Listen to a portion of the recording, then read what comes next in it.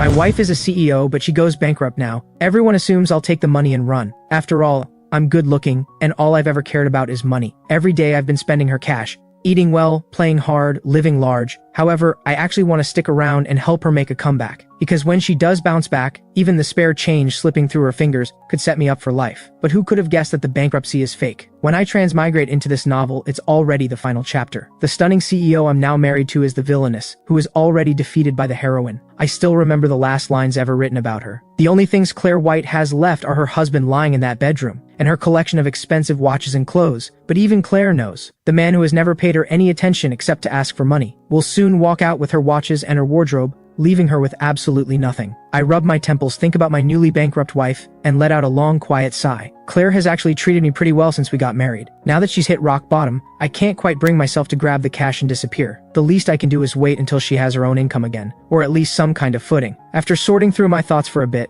I get up and start tackling the disaster zone we call home. It takes a full 3 hours. I finally manage to stuff everything into one corner of my room. The pile is impressive. Over 100 watches and more than 80 outfits. Right now I'd give anything to swap the clothes for more watches, just because watches are just so much easier to sell. I wake up at 2 in the afternoon, my stomach growling. I flip open the wallet on the coffee table. Just as expected, I find my ID card, bank card, and 700 yuan. As for the kitchen, I haven't set foot in it. We only just moved in, and neither of us is the cooking type, so there's nothing in there. I need to find food on my own. Luckily, the apartment Claire rented is small but well located. There's a whole row of restaurants right downstairs. I stroll down and grab a bowl of noodles. Thinking about the nearly empty bathroom cabinet I spotted earlier, I swing by the supermarket, and I come back hauling a bag full of daily essentials. I pick up a set for Claire too. The colors, the styles, all chosen based on what I remember her preferring. Then I start cleaning, pushing open the door and stepping into Claire's room. Apart from a few things on the bookshelf and desk, all that's in there is a bed and the bare necessities. I sigh helplessly. It's a lot to ask of a woman raised like royalty, to put up with a life like this. I look around and get to work. Time ticks by,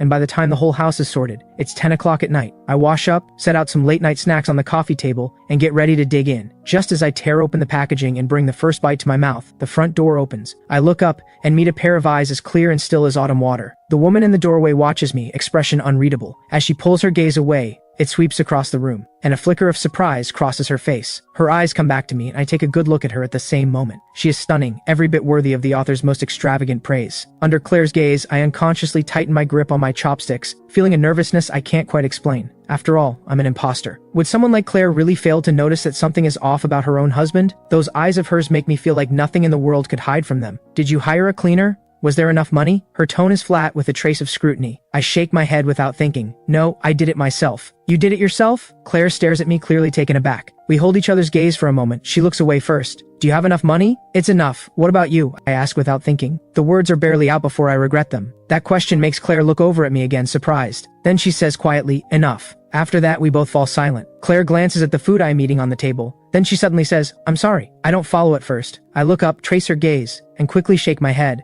No, you have nothing to apologize for. Claire steps over, sits on the other end of the sofa, and chooses her words carefully. The assets have mostly been dealt with. Everything in my name has been transferred away. There's nothing left, but there are no debts either, so you don't need to worry about that. I still have 30,000 yuan on hand. Once things are settled, I'll start earning again as soon as I can. You should have 60,000 on your card. I've already paid 6 months rent on this place. If you want a divorce, I'll give you another 20,000. You're welcome to stay here until you find somewhere else. I know exactly what this means. Claire's done more than enough for me. Our total assets come to 90,000 yuan. She's willing to hand over 80% of it to me and let me stay in the apartment. Moreover, she'd never take back the watches and clothes either. That would leave her with 1 room and 10,000 yuan. Seeing I say nothing, Claire adds, in the future, I'll set aside a portion of whatever I earn each month, at least 3,000. I can't promise more right now because I don't know what's ahead, but if I get a chance to make a comeback, I'll make it up to you. I immediately shake my head. Claire goes quiet when she sees me refuse. I realize my reaction might have given the wrong impression. I quickly explain, no, I don't want a divorce, and I don't need your money. I've got enough to get by. I've made my peace with where things stand. I'll cut back on spending and I'll earn my own money. So you don't put so much pressure on yourself. An ordinary household doesn't cost that much to run. You don't want a divorce? Claire looks at me. But yesterday you said, then it hits me. Yesterday, apparently I said some very angry things. I did call her useless and say I wanted a divorce. My expression stiffens and I try to explain. I was drunk. I didn't mean it. I've thought it through and I can't divorce you at a time like this. We're married and I intend to pull my weight. Don't worry about me. I can take care of myself. I might even be able to take care of you. As soon as I speak, the look Claire gives me gets even stranger, but she doesn't push it. If you don't want a divorce, then forget it. Whenever you change your mind, just say the word. Claire gets up and heads to the bathroom. I duck my head and awkwardly keep eating. I hear her footsteps pause just inside the bathroom door for a few seconds. She must have noticed how different it looks from before. Then the sound of running water starts. By the time I finish eating, Claire is done in the bathroom. There's none of the awkwardness I expected. Thank you, get some rest. I run a hand through my hair, feeling like I'm in a dream. I sort through my thoughts one more time, then head to the bathroom. Back in my room, I open my laptop and set up a personal shop on a resale platform. Then I close the laptop and go to sleep. The next morning, I wake up out of habit at 6:30. I gather the ingredients I bought yesterday, get the porridge going, then head downstairs to grab steamed buns and fried dough sticks. When I get back, Claire is just stepping out of her room. She hears the door open and looks up to see the food in my hands. She automatically rubs her eyes, as if she can't quite believe what she's seeing. Good morning. I picked up some breakfast, and there's porridge on the stove too. Go wash up, it'll be ready by the time you're done. I head to the kitchen without waiting for a response, completely ignoring the stunned look on her face. Since we've both been staying up late, I made red bean and juju porridge. Good for energy. When it's ready, I ladle out 2 bowls. Then I arrange the buns and dough sticks on a plate, boil some eggs, and prepare some side dishes. By the time Claire comes out of the bathroom, what she sees is a breakfast on the table that could almost be called lavish. The scene should feel warm and domestic, but Claire feels none of it. She knows her husband. In nearly 3 years of marriage, I have never once set foot in the kitchen or touched a chore. The only thing I've ever been good at is spending money. According to the information she found before the marriage, it didn't say I could do these things either. Her mind fills with questions,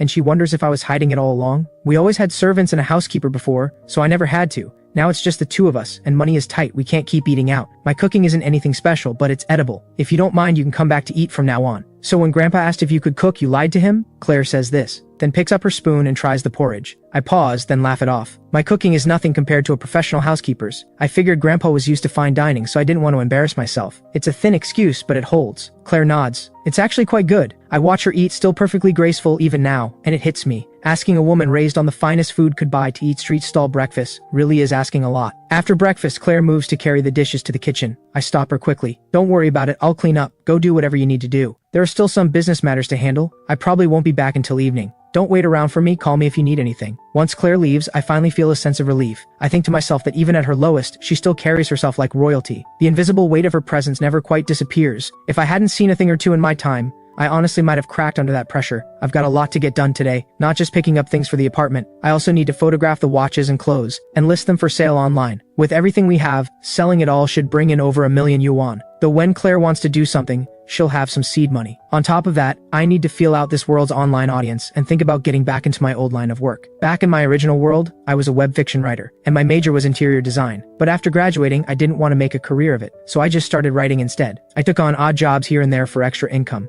So my life was pretty good. I wash the dishes, then head out with my shopping list. I've never been much of a shopper, so I buy what I need and come straight back. Then I start photographing the watches and clothes. I keep at it until evening. By the time I finish with the watches, I'm completely wiped out. I heat up the leftover buns from breakfast and eat a few. Then I retreat to my room to read web fiction. My body is done for the day, time for some mental work instead. 2 hours later, I clap my hands together with satisfaction. I down the cup of coffee on my desk in one go. Turns out the web fiction scene in this world is a step behind my original one. Every story I've already written could be rewritten here in a better way. This is an absolute golden opportunity. Just then I hear the sound of the front door open. I hesitate for a second, then shuffle out in my slippers. There's no help for it. I noticed this morning that the door wasn't locked from the inside last night. Claire is used to living in a villa where someone else handles security, so she probably forgets that with this kind of house, we have to lock the door ourselves. When she sees me come out, she pauses in the middle of hanging up her coat. Hey, you're back. I noticed this morning the door wasn't deadbolted last night. Back in the villa, there was always someone handling security, not anymore. You have to bolt this kind of door at night, otherwise a thief could pop it open easily. Got it. We're basically strangers to each other, and the atmosphere is painfully awkward. So I force myself to start a conversation. Have you eaten? Yes. I picked up more household stuff today. If you're missing anything, let me know and I'll buy it later. Nothing I need right now.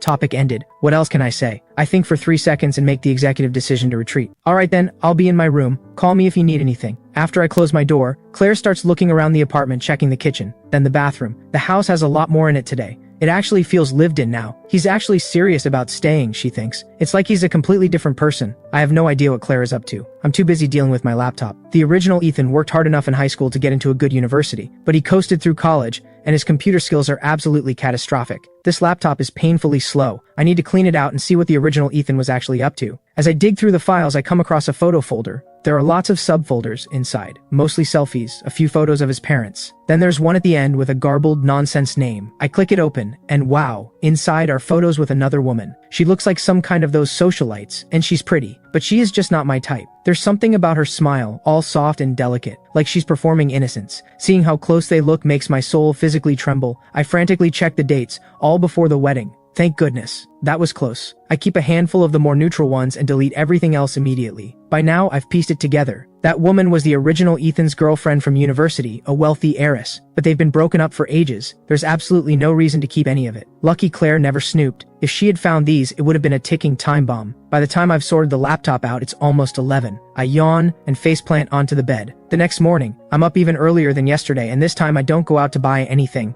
Instead, I make fried rice with 2 side dishes. By the time Claire gets up, everything is almost ready. She comes out of the bathroom just in time to eat. Claire stares at the spread and blinks. You can make fried rice too? Sure, I don't have a huge repertoire, but everyday home cooking is no problem. It's nothing fancy, just decent enough to eat. Don't expect too much. Claire takes a spoonful and tries it. It tastes good. Really good. I'm glad you like it. By the way, I'll be home for lunch today. That catches me off guard for a split second, then I snap back. What are you in the mood for? Whatever you make is fine, but I'd like rice. Okay, how about sweet and sour ribs, tomato and egg stir fry, and egg drop soup? Will that be enough for you? That's enough. Then you go ahead and focus on your work. I've got it covered. After breakfast, Claire grabs her coat and heads out. I clear the table, same as always. Outside the complex, Claire gets into a car waiting by the gate. Behind the wheel is her former assistant, Sophie, also a childhood companion chosen by her grandpa to grow up alongside her. The moment Claire is settled in the seat, Sophie holds out a paper bag. Claire, here is your breakfast. No need, I already ate. Ethan made fried rice. Sophie freezes mid-handoff. Wait, Ethan can cook? First I'm hearing of it too. Yesterday he made porridge. I thought that was already a miracle. When he said he could cook, I assumed he was exaggerating. Then this morning he made fried rice. I told him I'd be home for lunch, and he's already planning to cook. Sophie frowns at all of this. He's not up to something, is he? I remember you two barely crossed paths, and he never knew how to do anything. Wait, didn't he say he wanted a divorce? I already looked up the whole process. Why is that gone quiet? Claire looks up, a thoughtful smile playing at her lips. He says he doesn't want a divorce anymore,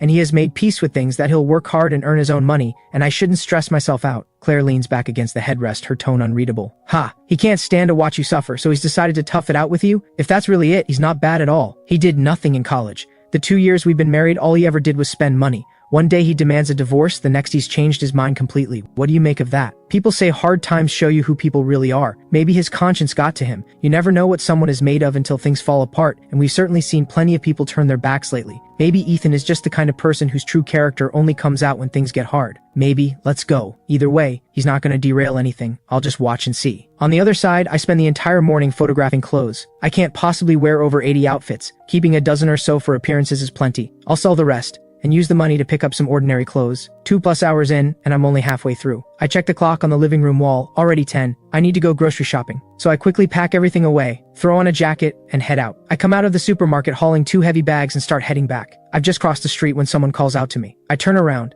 and see a woman who is very beautiful and dressed exquisitely. I look again. Isn't this the woman from those photos last night? The moment she sees me turn, she rushes over. Ethan, what happened to you? I look down at my clothes, then at the bags in my hands. I'm genuinely confused. Is something wrong? What are you doing here? She looks at me with this deeply emotional expression. Leave Claire and come back to me. I can give you a better life. It hurts me to see you struggling like this. Come back and I promise I'll take care of you. If it weren't for everything I know about her from the original Ethan's memories, I might actually be moved by that look in her eyes. Rosie Lowe, second daughter of the Lowe group, and the original Ethan's ex-girlfriend. When she was with the original Ethan, she soaked up every bit of his attention and devotion, while mocking him behind his back for trying to latch on to money. Despite her family's wealth, she never spent a single yuan on him. Throughout the whole relationship, he was always the one paying. She called him when she wanted him, dismissed him when she didn't, dripping with a sense of superiority the whole time. It wasn't until Claire approached the original Ethan that Rosie suddenly started acting like she was madly in love. She wanted him to turn Claire down. The original Ethan genuinely cared about her, willing to go without food or clothing, just to save money for her, but she was only ever playing with him. Fortunately, the original Ethan had enough sense not to completely lose himself in her trap. In fact, the original Ethan almost did turn Claire down, but by chance he caught a glimpse of Claire's true character, and that's what finally made him give Rosie up. And that experience is exactly why the original Ethan became convinced that in this world, only money can be trusted. It's what turned him into the spendthrift everyone knew. It's fair to say that this woman bears at least half the responsibility for what the original Ethan became, and now she's coming after me, definitely not out of love. I don't know exactly what she's scheming, but it's nothing good. Claire used to be someone Rosie could only look up to and admire from a distance. Now that Claire has fallen, If I'm easily lured away,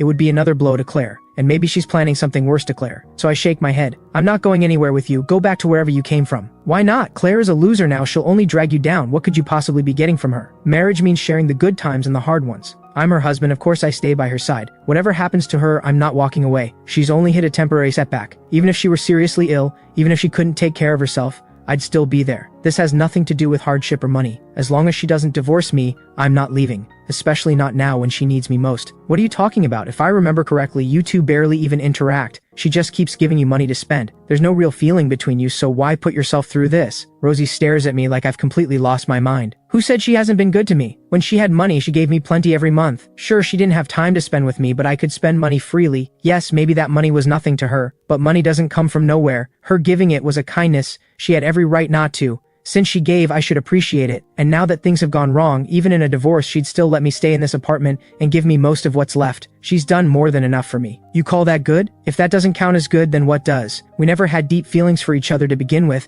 The fact that she's acted with this much decency says everything. You say she's not good enough. Are you any better? Of course I'm better. If you came back to me, I'd treat you so well. I cut her off before she can say another word. Back in college, I had nothing. And you looked down on me the whole time, thought I was just trying to leech off your family's money. We were together for nearly 2 years, and you never spent a single yuan on me. The gifts you gave me were freebies that came with your own purchases. Meanwhile, I was grinding through part-time jobs just to have money to spend on you. And then you turned around and dumped me. You call that good? What are you talking about? What kind of person do you think I am? Did Claire say something to you which makes you misunderstand me? A darkness flickers behind Rosie's eyes. You think too highly of yourself. Someone like Claire would never waste her breath talking about you to me. She doesn't even notice you exist. You're the one who keeps watching her, trying to make yourself matter in her world. There's a saying that the world looks like whatever you are inside. Leave now. I don't want to say anything harsher. Fury flashes in her eyes upon hearing this. She steps closer, her expression shifting to something soft and wounded. Ethan, Claire has gotten into your head. How can you really think this way? I genuinely care about you. Claire only has a hold on you because she's broke now and clinging on. Don't be naive. Stop, don't come any closer. Bottom line, abandoning my wife the moment she hits rock bottom is not something a decent person does. I'm not leaving her. Give that idea up for good. If I ever do leave, it'll be because she no longer needs me. Rosie opens her mouth to say something else, when a burst of applause erupts nearby. Yes, that's exactly right, young man. Now there's a man with solid values. If more people thought this way, there'd be a lot fewer divorces. Your wife is lucky to have you. I finally notice. Not far off, there's a whole group of elderly men and women, clearly just back from their morning exercise. They've gathered around, and the man at the front gives Rosie a thorough once-over, shaking his head and clicking his tongue. Young lady, this man has a perfectly good marriage, and you're trying to wedge yourself in? That's not right. How would you feel if you were married and someone kept trying to steal your husband? Don't do to others what you don't want done to yourself. Exactly, you're saying he should leave his wife, just because she's hit hard times and run off with you instead. Can you honestly guarantee you'll never have a hard day yourself? It's like a floodgate has opened. Every single one of them starts going in on Rosie, not giving her a single chance to respond. Within minutes, she's been thoroughly convicted, morally bankrupt, values in shambles, a hopeless case. I quickly step aside, ducking behind the crowd and desperately trying not to laugh. She really does need some educating. And you're all doing an excellent job. I've got to get home and cook, so I'll head back now. Let's chat another time if we meet again. Don't worry, go ahead, we've got this covered. Not far away, Claire and Sophie have been watching the whole scene from the car. Neither of them moves for a long moment. It's only after Rosie has dutifully admitted her wrongs and been released by the elderly jury that Sophie finally speaks, still in disbelief. Claire, that was Ethan, right? He seems like a completely different person. It was him. He's actually a good person. I mean, all we ever knew was that he spent money carelessly,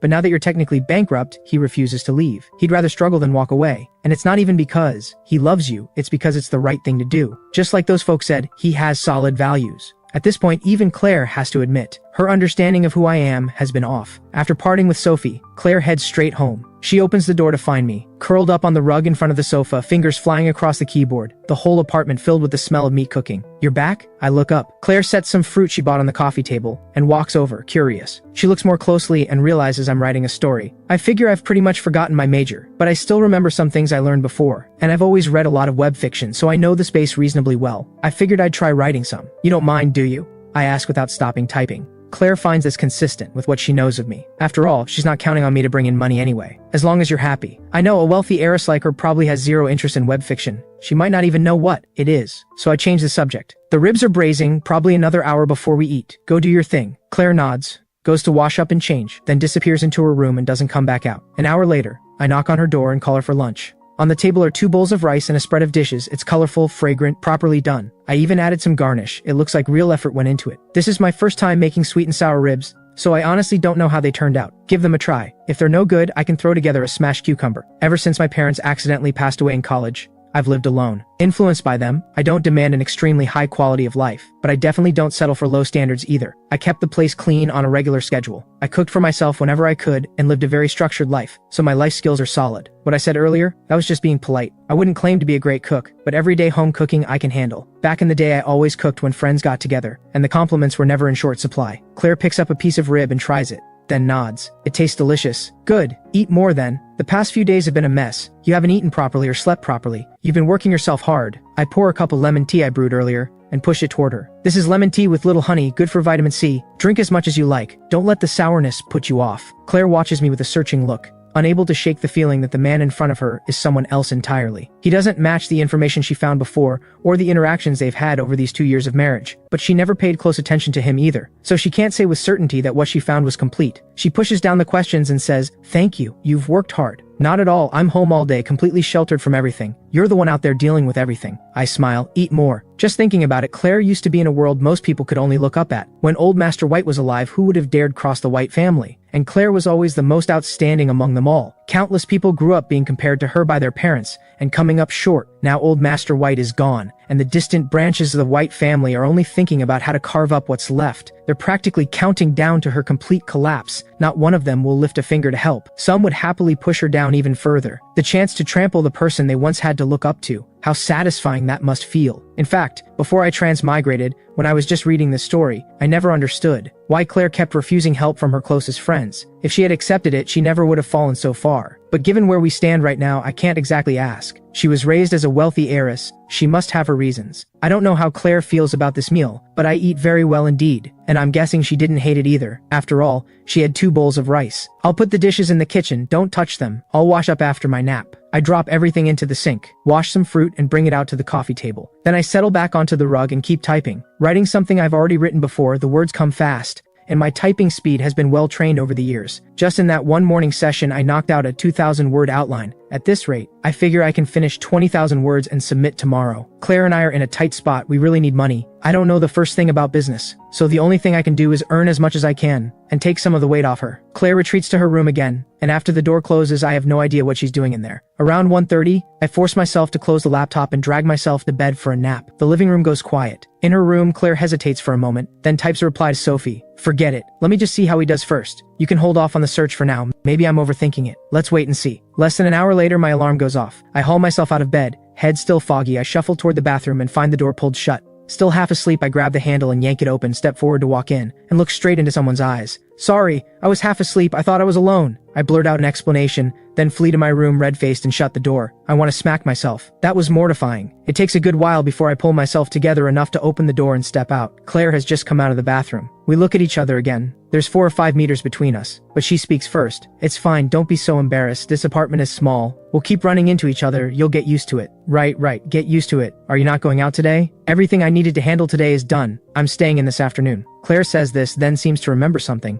"I've been out most of these past few days. Is there anything you need help with?" I feel a flicker of unease. Is something wrong? Just because I grew up in the White family doesn't mean I can't handle basic life skills. We're living here together now, so if there's anything you need, just tell me. I'm not only good for earning money. Okay, got it. I look at her being completely serious about this, and somehow I find her kind of cute. Whether she's on top of the world or at rock bottom, there's absolutely nothing to complain about in the looks department. As the author's most beautiful character, even a blank expression on her looks stunning. I'm honestly impressed with myself for managing not to feel a thing. After saying, Claire gives me one long, meaningful look and heads back to her room. Then something suddenly occurs to me. I jump up and run to her door. "What do you want for dinner?" "Anything is fine, I'm not picky." Well, the wealthy heiress is actually easier to feed than I expected. I wander back and settle in by the coffee table to keep writing. I finish a chapter and suddenly remember the listings on the resale platform. I quickly pull it up. Wow. 12 watches and 2 outfits already sold. I don't know much about luxury goods pricing, so I looked everything up online first and listed it all at 80% of market price. A lot of it is still sealed in the original packaging, but I was worried Claire might need cash quickly, so I didn't dare price them too high. I was half expecting no one to bite. Luxury goods at that price point is still a big spend, but surprisingly, they're selling pretty fast. I note down all the shipping addresses I need. After saving the file, I go to my room to pull out the watches and clothes. Since there's a fair bit to send, I arrange for a courier to come pick everything up. Half an hour later, everything is packed and the courier arrives. Claire must have heard the commotion. She opens her door and comes out. "What are you doing?" "There are way too many clothes and watches and I'm not going anywhere these days. They're just taking up space. So I figured I'd sort through them and sell some off. These sold today, it is better get them out to the buyers quickly." "That's not necessary. We're not so desperate that you need to be selling my things." Honestly, it's mostly because the clutter bothers me. And these aren't the latest models anymore, I'm never going to use them. So it's better to sell them and have the money ready for when something new catches my eye. That ought to let the wealthy heiress keep her pride intact, right? I think I'm being pretty considerate, but something in what I said must have hit a nerve. She reaches out and briefly grips my hand, a slight tremor in it, then lets go and doesn't stop me. She only says, alright, we'll get new ones later. Actually, how would I dare buy new ones? A single watch costs tens of thousands of yuan, that's 6 months of living expenses for me. Buy a few of those and I'd be completely broke. Even though I'm complaining internally, I don't show it at all on the surface. A wealthy heiress like her has her pride. I smile. I'll wait for you to buy me new ones. Claire is momentarily dazzled by this familiar yet recently very unfamiliar smile. She glances down at the packed boxes on the floor and bends down to pick them up, helping load them into the courier's bag herself. Only after the courier leaves with everything does Claire ask, how much are you planning to sell? There were over 100 watches and more than 80 outfits. About 70 of the watches are still sealed. I'm selling all of those. Of the rest, I'll keep about 10% and sell the other 40 or so. As for the clothes, I'll keep around 30 outfits and sell the rest. I half expect Claire to stop me, but she just nods and says nothing more. She picks up an apple, sits on the sofa, and starts peeling it. I can't quite figure out what she's thinking. I don't know whether what I'm doing is hurting her pride, but living is more important than these random thoughts, and even if she minds, there's nothing else to do. I looked it up this morning. In this story's world, property prices have only risen halfway to where they'll eventually go. I don't know what Claire's plans are, or whether she'll really manage a comeback. But whatever happens, I need to figure out how to buy a place first. Once the watches and clothes are sold, I'll have enough for a down payment. Then I'll give Claire the rest of the cash and pay off the mortgage on my own over time. That way, even if she never makes her comeback, at least we'll both have a roof over our heads. My mind wanders through all of this, while I sit staring blankly at the laptop screen, not moving. Then suddenly there's a peeled apple in front of me. The scent hits me first, sweet and fresh. The peel is perfectly even. I swallow without thinking. Claire is holding it out to me. For me? Claire pushes it a little closer.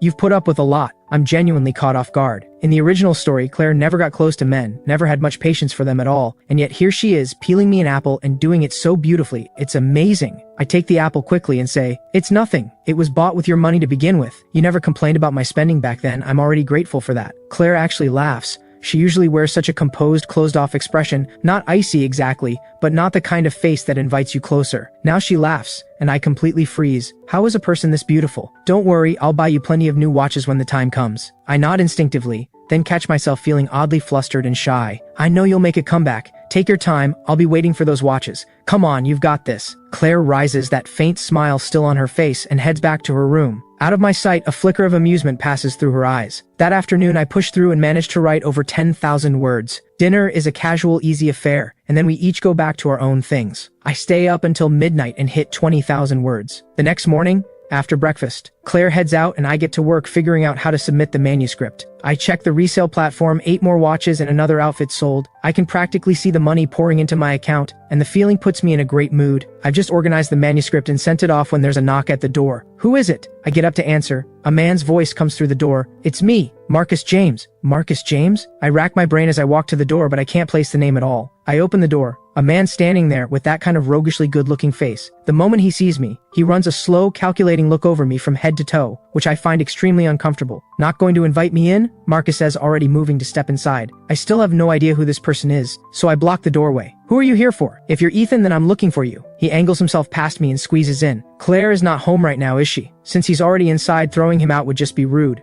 So I close the door and pour him a cup of tea. She's not here. She left early this morning. Is there something you want with me? Of course there is. To be honest, you're not bad looking, but you have no background and no ability. Claire marrying you is beneath her. I know it's because old Master White wanted to repay a debt of gratitude that he let you marry Claire, but in all these years, you've never helped her with anything. All you've ever done is spend money and enjoy yourself. Don't you feel ashamed of yourself? Can I ask, what exactly is your relationship to Claire? Claire and I grew up together as childhood friends. She's always been close to me. If it weren't for you, we might already be together. Funny, I've never heard her mention you. Obviously not. Would Claire really bring up something like that in front of you? It is true that Claire probably wouldn't mention it in front of the original Ethan. They weren't close, and she's never been one to stir things up unnecessarily. I nod. So what do you actually want from me? Claire needs help right now, and you're just a dead weight holding her back. My father has agreed if Claire and I get married, he'll help her rebuild everything. So you need to divorce her. If Claire wants to divorce me, she can come tell me herself. Why does she need you to deliver the message? I'm not going to cling on. Unless this is just your idea? Claire would never do something so undignified herself. Of course she can't say it, so you have to be the one to step up. You've spent her money for years and never once helped her, and she's never made your life difficult. Now that she's in trouble, you can't contribute much, fine. At the very least, stop dragging her down. You bring it up, she accepts gracefully.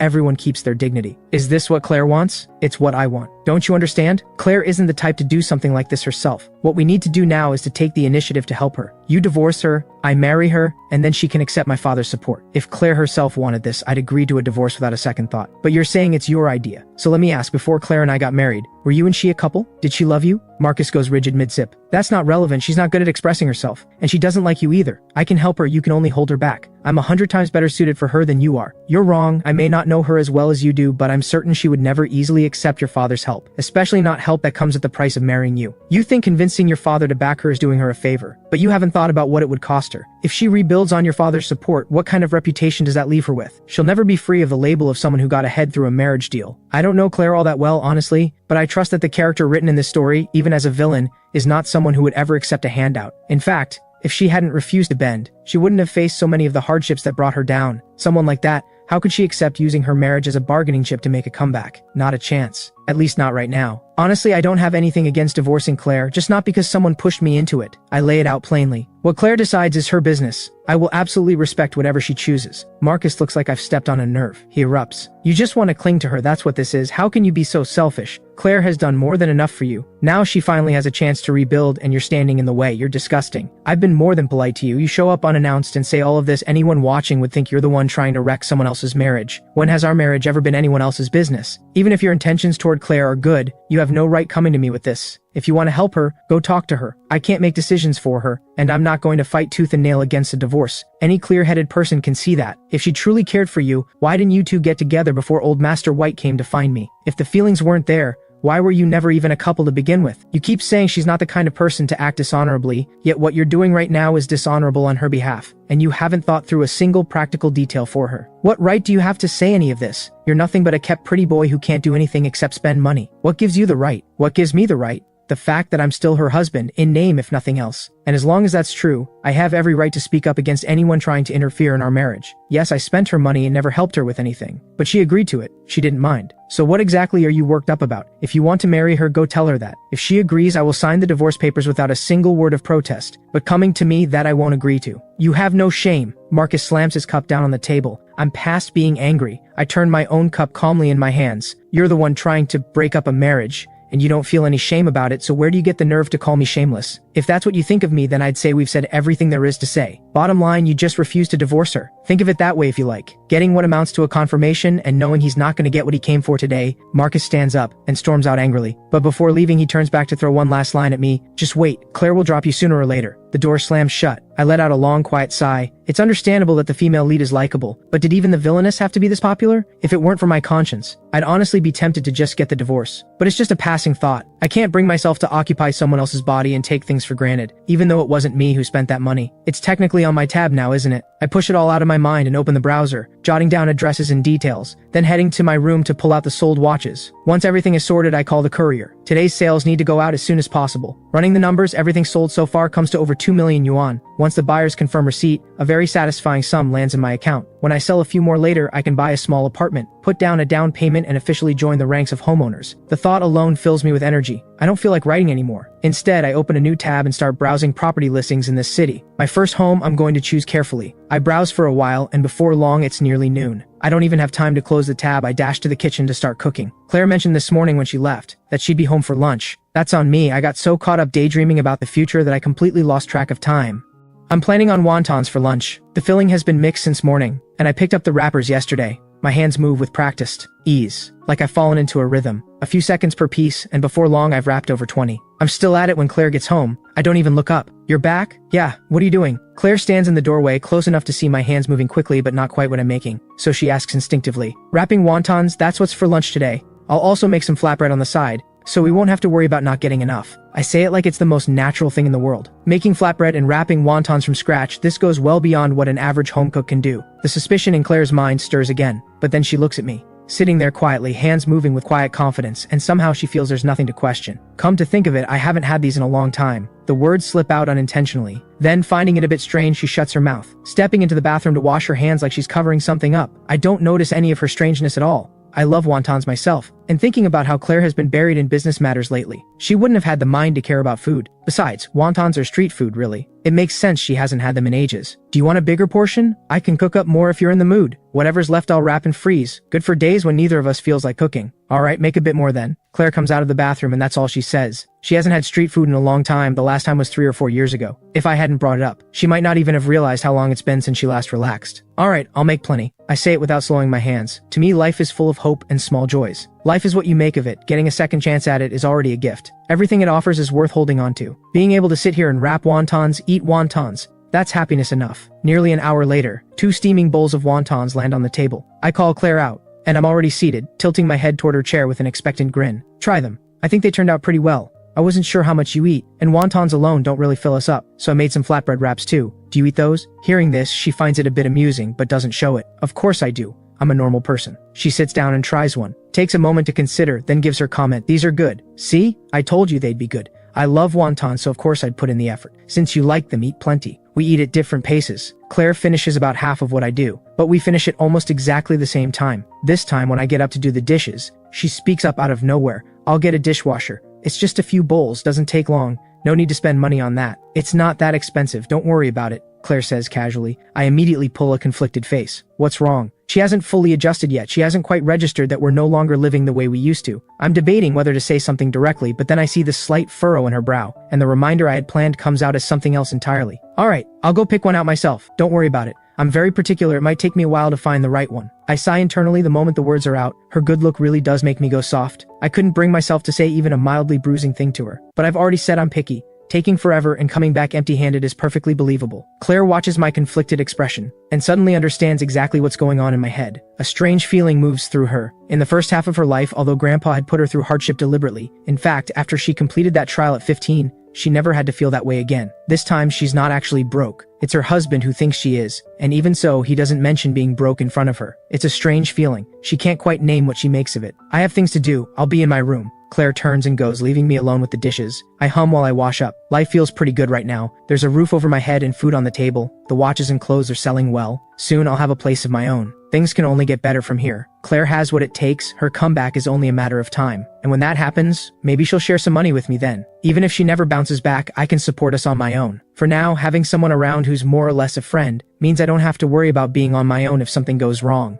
I won't be idle forever. Someday we'll live a quiet, ordinary life. If she wants a divorce, I'll give her one. I'll find the right person eventually. As long as we both end up okay, that's good enough. After the dishes, I write for a bit, then get ready for my nap. That's when Claire opens her door and comes out. Did Marcus give you trouble today? Not exactly trouble. He wanted me to bring up the divorce myself. I turned him down. I assumed there was nothing between you two. If you have feelings for him, we can divorce whenever you want. He also said his father could help you rebuild, on the condition that you marry him. There's nothing between us, and I won't be divorcing you over him. You handled it well. As for the rest, we'll deal with that later. I don't need anyone's help right now, and this isn't something his father can fix anyway. Understood. That tracks, I think. I get up to head to my room for a nap. Claire suddenly speaks up, watching me with a searching look. Since when do you take afternoon naps? I stiffen slightly and fumble for an explanation. I just realized my old routine wasn't great and my health was suffering for it, so I've been trying to fix that. You should actually try it too. A midday nap does wonders for your energy in the afternoon, makes everything more efficient. Get some rest then. Claire goes back to her room. I stand there for a moment, quietly uneasy. I didn't say anything suspicious, did I? After a blow like bankruptcy, anyone could change. That's completely believable. Back in her room, Claire sits down at her desk, expression blank, and falls into thought. After a while, she still seems to be holding something back. Instead, she picks up her phone and makes a call. Get a dishwasher delivered to me in the next few days. There are some things I still need to watch. For now, just keep things as they are. After hanging up, she sets her phone down and her eyes drift to the bed beside her. My words come back to her. Is an afternoon nap really that good? Before she even realizes what she's doing, she's lying down, and her whole body loosens. It actually does feel nice. She's been busy with all sorts of things these past few years, and it's been a long time since she last slept with any real peace. Without noticing, 2:30 in the afternoon arrives. I come out of my room with a long, full-body stretch. I splash some water on my face in the bathroom, and step out just as Claire emerges from her room, her eyes still hazy with sleep. Oh my god. Is this what she looks like waking up? She's way too beautiful, and someone like this turned out to be a villainess. The author must have put real effort into creating her, and yet gave her such a tragic ending. What a waste. I'm so caught up in the thought that I don't notice my own expression, and inadvertently let a trace of pity show. Claire catches it. Something about it makes her flinch, like a brush of heat. I pull my gaze away immediately. Do you need the bathroom? No, I'm done. Go ahead. I step aside and let Claire pass. I shrug to myself and sit back down at the laptop, ready to write. The moment I open it, there's a friend request. The note says it's an editor from a literary platform. Claire hears something and comes out still drying her hands. What happened? My story passed the first review. Once it clears the second and final rounds, it'll start generating income. Really? Congratulations. Good news for both of us. I say it and go right back to ignoring her, diving back into the story and typing away. Seeing me busy on the computer, Claire heads back to her room. That afternoon, I arrange for a courier to come pick up more packages. The courier who shows up is a young woman. Mr. Ethan, have you opened an online shop? These watches all look really nice. Any chance you could sell me one at a discount? I'd love to give one to my boyfriend as a gift. I'm taken aback and quickly wave my hand. Sorry, I don't have a shop. I'm just shipping things out for a friend. The prices on these aren't cheap. They're all over 10,000 yuan each. That's not my call to make. If you're interested, I can ask on your behalf. Over 10,000? Oh my, these must all be luxury pieces. I honestly don't know much about it. Maybe so. They're definitely not cheap. While I'm still talking, the elevator beside us opens and Claire steps out. She heard everything. What's going on? Nothing much. This courier was asking about buying one of the watches. Since they're not mine, I thought maybe I could ask if there's a discount. No, if they're luxury pieces, forget it. I'm just an ordinary person. I couldn't pull off wearing something that expensive anyway. The courier moves on. Is this everything for the pickup? If so, I'll get it all sorted and head out. Should be dispatched shortly. Yes, that's all of it. Thank you. The courier picks up the packages, steps into the elevator and goes. I realize I've been blocking the doorway the whole time and quickly step aside. How are you back so early today? Not much to deal with today. Claire steps inside. Why did you say the watches belong to someone else? Claiming they're mine didn't feel right. We don't know what the security situation is around here. If word gets out that we have valuables, that could be dangerous. And that courier has been here a few times now. We have a working relationship. We'll need her again. If I said they were mine and still couldn't give her a discount, she might hold a grudge and mess with the packages. I could file a complaint, sure, but that's a hassle I'd rather avoid. Bottom line, we can never fully know someone, and we're not close enough for me to take that risk. That was thoughtful of you. By the way, there's a reception in a few days. We'll need to attend together. Start getting ready. A reception? I've barely been to any. Will I end up being a problem for you? It's fine. At this point, there's no one left who can really cause me trouble. And even if something comes up, a little friction doesn't bother me. Claire calmly picks up a cup from the table and pours herself some water. Something about the way she says it sits uneasily in my chest. All right, I'll prepare properly. Over the next 2 days, Claire keeps her usual rhythm, out early, back late, but she's home for breakfast and dinner. I fall into the habit of having 2 meals ready morning and evening. Every day I write, handle sales, and look up everything I can about receptions. One evening, Claire comes home to find me not in my usual spot on the rug in front of the sofa. The moment I hear the door, I look up at her with an intense, slightly strange expression. She looks at the pile of clothes around me. What's all this? Did you buy all of these? Please, I need your help. I haven't been to one of these things in forever, and I have no idea what's appropriate to wear anymore. These are the ones I picked out, the better options. Take a look and tell me which one is best. Didn't you always insist on picking your own clothes? Back then, everything had just changed so suddenly. I was a bit on edge. Insisting on choosing my own clothes was my way of holding on to some dignity. But I've thought it through now. A person is what they are. There's no point being touchy about it and making myself look worse in the process. It's better to just honestly admit when you don't know something. Sounds like you've got it figured out. Then please, which one? I really can't decide. Claire looks through them and points to the most classic option, a black suit. This one. Clean, understated, it works. Perfect, that one it is. I fold everything else back up. On the evening of the reception, Claire drives us herself. I deliberately take the back seat. Claire glances at me in the rearview mirror. You're not dressed very warmly. Are you cold? I'm fine, long sleeves at least. Not that cold yet. I've been getting the feeling that you act a little strange around me. Not at all. We have no grievances between us, and you've been good to me. I'm nothing but grateful. It's just that we didn't have much contact before, and lately we're running into each other constantly. I'm still adjusting. It'll get easier with time. Through the rearview mirror, Claire watches me rub the back of my head, my practiced smile fading, leaving something that looks genuinely lost. She suddenly loses the desire to talk. We ride the rest of the way in silence. Before long, we arrive at the largest hotel in the city. We've barely reached the entrance when someone steps into our path. Casually, like it might be an accident. The man blocking us is slightly overweight, his hair gleaming with product, a garishly dressed woman on his arm, his face wearing an expression of undisguised ill intent. That plot of land in the East District, I hear a major developer has been eyeing it lately. Shouldn't you be keeping tabs on that, Mr. Wilson? Mr. Wilson freezes, his expression contorting, and he forces a smile. Lady Claire, you look as impressive as ever. It's been too long, what a pleasure. Claire doesn't bother responding. She walks right past him and I follow. I stay close behind her as we enter the reception. I recognize several faces from the original Ethan's memories. The kept husbands and overlooked sons of the wealthy heiresses, none of them particularly significant. A few of them spot me with their drinks and look like they might come over, then they see Claire beside me and quietly retreat. Some throw me meaningful looks. You're not going to go say hello? Why would I? That would be asking for trouble. I was never actually close with any of them, just surface level acquaintances. Things have changed. I'd better not to pretend otherwise. We've barely taken a few more steps when two young men approach, women on their arms. The one who reaches us first is slightly older, around 30, with a smile that doesn't reach his eyes. Well, if it isn't Lady Claire, it's been ages, and this must be, forgive my memory, getting on in years. You are Lady Claire's husband, right? How rare to see you both out together. What's the matter, life treating you badly? Running low on cash lately? I'd heard the two of you weren't exactly close. It looks like people were wrong about that. Mr. Fang, it's been a while. I was starting to think you'd taken ill and couldn't get up. Clearly I was mistaken. Some people are smart enough that after falling in the same spot once, they make sure to step around it next time. Others aren't satisfied until they've fallen there to their death. Which would you say describes you, Mr. Fang? Indeed, some pits that used to be pits are now treasure lying right on the ground waiting to be picked up, and naturally anyone who spots treasure wants to reach for it. I'm sure you understand what I mean, Lady Claire. By the way, I hear you've run into some business trouble recently. We've known each other long enough that I feel I should offer a friendly word of advice. Sometimes wealth isn't measured in money, sometimes it's measured in people. My fist tightens without thinking and I step forward, putting myself between him and Claire. Then a woman's voice cuts through from nearby. Claire, what are you doing here? At the sound of that voice, both men's expressions shift and they take a step back in unison. Just stop by. What exactly do you two think you're doing? Since when is my second sister someone you can just walk up and talk to however you like?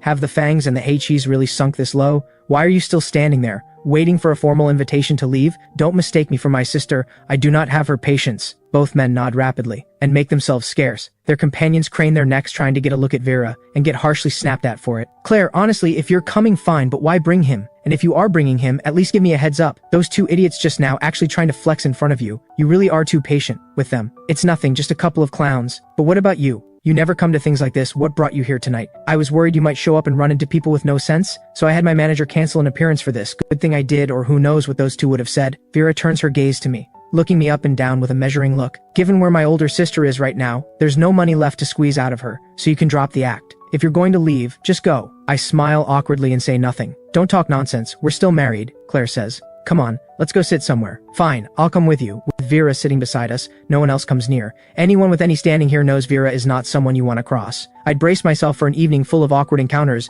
but we've barely been seated when Claire is already ready to go. Vera tries to get Claire to stay for something, but Claire declines. We leave together. In the car, I watch Claire, who is driving, and after a full 3 minutes of hesitation, I finally work up the nerve. Did you get what you came for tonight? More or less. I've been selling off the watches and clothes. We've got a decent amount now. Since everything's been settled and we're debt-free, I was thinking, why not buy a small apartment? We can put down a deposit now, and I'll pay off the rest with my writing income. The remaining money, keep 6 months of living expenses as a buffer, and whatever's left, use it for business if you need to. Claire blinks, glances at me through the rearview mirror, then says, there's no rush. How is there no rush? Property prices are shifting every day. The longer we wait, the more we lose. Renting isn't a long-term solution. If it makes you more comfortable, we can put it in your name. Either way, owning a place means we'll always have somewhere to land. All right, I'll think about it. Back home that night, I go to my room and keep writing. Claire gets a phone call. Claire, I've found what you asked me to look into. I've sent an encrypted file to your email. I haven't shared it with anyone else. Take a look. Claire's laptop is open on the email. She lets out a quiet breath, her index finger scrolling down the page in an absent rhythmic way, her brow faintly furrowed. After a long moment, she picks up her phone and dials. Hello, Master Chen. I have a question. Is it possible for a person without any dissociative condition or psychosis to become an entirely different person in every meaningful sense? As in, their habits, their values, their whole way of being, all seemingly transformed overnight. A few minutes later, she hangs up, leans back in her chair, and the neutral line of her mouth slowly curves into something like a smile. Soul transmigration, is it? The next morning,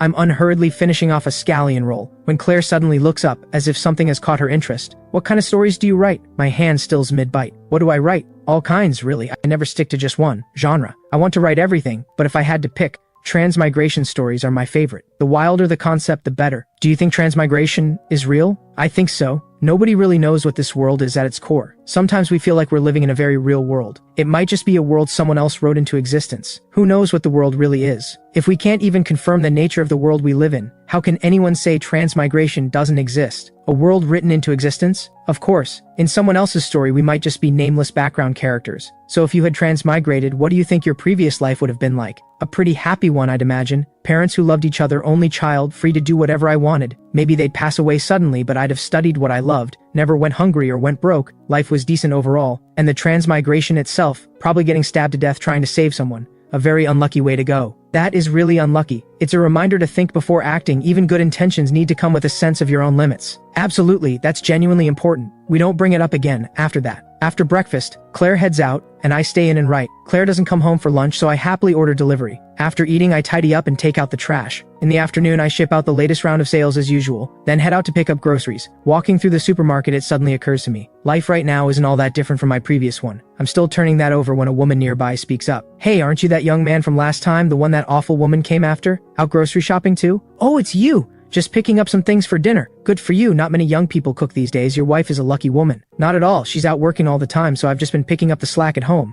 If anyone's lucky, it's me. A person who knows how to be grateful will always live well. At your age, thinking this way is rare and precious. If your wife shares that same spirit, your life together can only get better. I smile and pick out a good head of cauliflower, then turn toward the tomatoes, and find Claire already standing beside me. What are you doing here? I finished early, so I came to pick a few things up. I happen to see you. Do you need any hand? I'm fine, only 4 things in my hands and none of it's heavy. Go do your own shopping. Later, I spot some good tomatoes and think about making sweet and sour ribs. After all, Claire does seem to enjoy sour flavors. We end up buying a whole range of ingredients and a fair bit of snacks, and swing by for some printer paper too. Then we head to the checkout together. Oh, young man, we meet again. And this must be your wife. She is so pretty. She is. This is my wife. I have never in my life seen a girl this beautiful. She's prettier than any actress. No wonder you wouldn't leave her. That woman who came after you before, there is no comparison at all, not even close in looks, and her demeanor is completely lacking. I don't know how she had the nerve to approach you. I suck in a breath, my heart climbing into my throat. Claire looks over at me with a meaningful expression. I laugh awkwardly. You're absolutely right, that woman was no good. Even if I lost my mind completely, I wouldn't have anything to do with someone like that again. She had nothing but bad intentions coming to find me. Fortunately, I'm not as easy to fool as I used to be. The cashier runs the card and returns it with both hands. Your card, sir. I pay and quickly bid farewell to the woman. Goodbye. Then I hustle out of the supermarket alongside Claire. Outside, I start explaining. I think you probably already know that before we got married, I had a girlfriend. Her name was Rosie Lowe. Back in college, I didn't know better, didn't understand how people could be, so I fell for someone like her. But after we got married, I cut off all contact with her completely. That day, she showed up right as I was leaving the supermarket.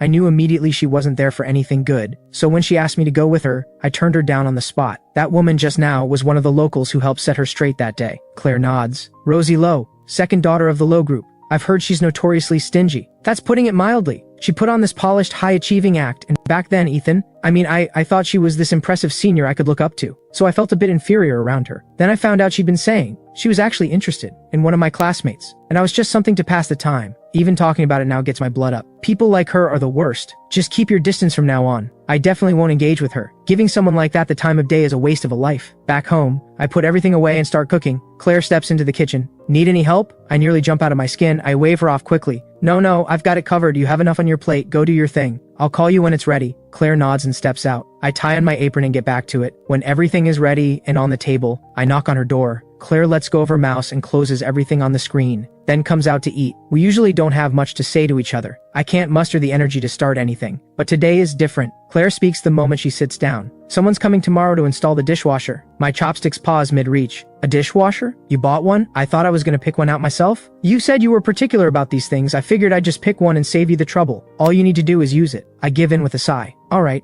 I'll try to stay in tomorrow. The topic drops and we go back to eating when my phone rings. That'll be Jasper Lane. You can agree to meet him. I blink, momentarily thrown. Why is Claire telling me to meet Jasper? The voice on the other end keeps going. Ethan, don't let what happened turn you against everyone. Not everyone is out to kick you while you're down or enjoy watching you struggle. Even if I can't do much, I can at least talk with you, give you somewhere to put it all. You've been carrying all of this for so long. Are you really going to keep bottling it up? In the original Ethan's life, Jasper always played the role of the understanding older brother figure. The original Ethan would tell him everything, which is exactly why whenever Jasper asked something of him, the original Ethan would go along with it. And that's why, faced with my cool indifference, Jasper assumes I'm just being sulky. Fine. Since you put it that way, I'll come. I want to see what you actually have to say. I've caught Claire's signal, so I agree to meet him, even if it's reluctantly. The voice on the other end sounds genuinely pleased. We exchange a few more words and hang up. Why did you want me to meet him? Claire sets down her chopsticks. Jasper never does anything without a reason. Before, when he contacted you, it was to extract information about my movements. Now that you've supposedly lost your usefulness to him, he's still reaching out. That means he's found another angle, something about you he thinks he can use. If you don't go, he'll just find another way to get what he wants. I get it immediately. The unspoken logic is if I can't avoid it, I might as well be the one who controls when and how it happens. Sure enough,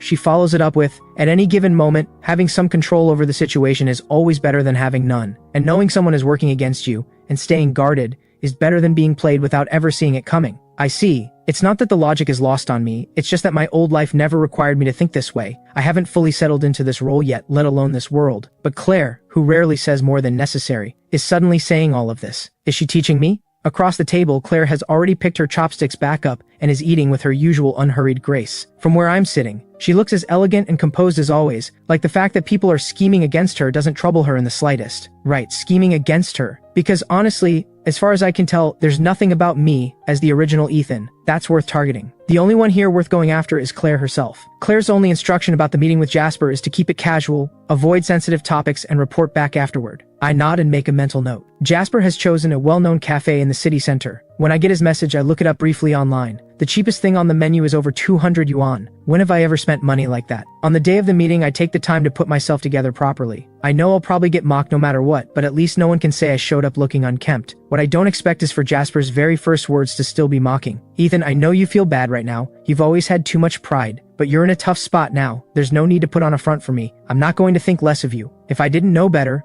I might actually believe he meant it. The fact that he can say this and hold such a convincing look of concern and goodwill, that takes real skill. You're too kind, Jasper. No matter how hard things get, a man can't stop caring about his appearance. I'm good looking. Letting that go to waste would be a crime. Youth doesn't last forever, so every day counts. Besides, with my natural advantages, not making the most of them would just be disrespecting what gods gave me. He handed me the blade first. I'm not the type to take things lying down, I drive it straight back. Alright, our Ethan is always the best looking one. Come on, let's go sit down. I know you've been having a hard time. Let's talk it out over some tea. I may not be able to do much, but I can at least hear you out. Get it all out, you'll feel better for it. He keeps the smile firmly in place. Later, we're led by a server to a private room with the best view. I take it in and think, this is what money looks like. No comparison to the little tea houses I usually end up in. That courtyard alone, no ordinary designer could have pulled that off. Jasper notices me staring at the courtyard and assumes I'm pining for the life I used to have. He smirks inwardly, but his voice remains gentle. Ethan, what would you like to drink? I snap back to attention, eyes lighting up, and immediately rattle off a list of names. Every signature item from this place that I'd looked up online. Ethan, are you sure you can get through all of that? I know exactly what he's thinking. He must be thinking,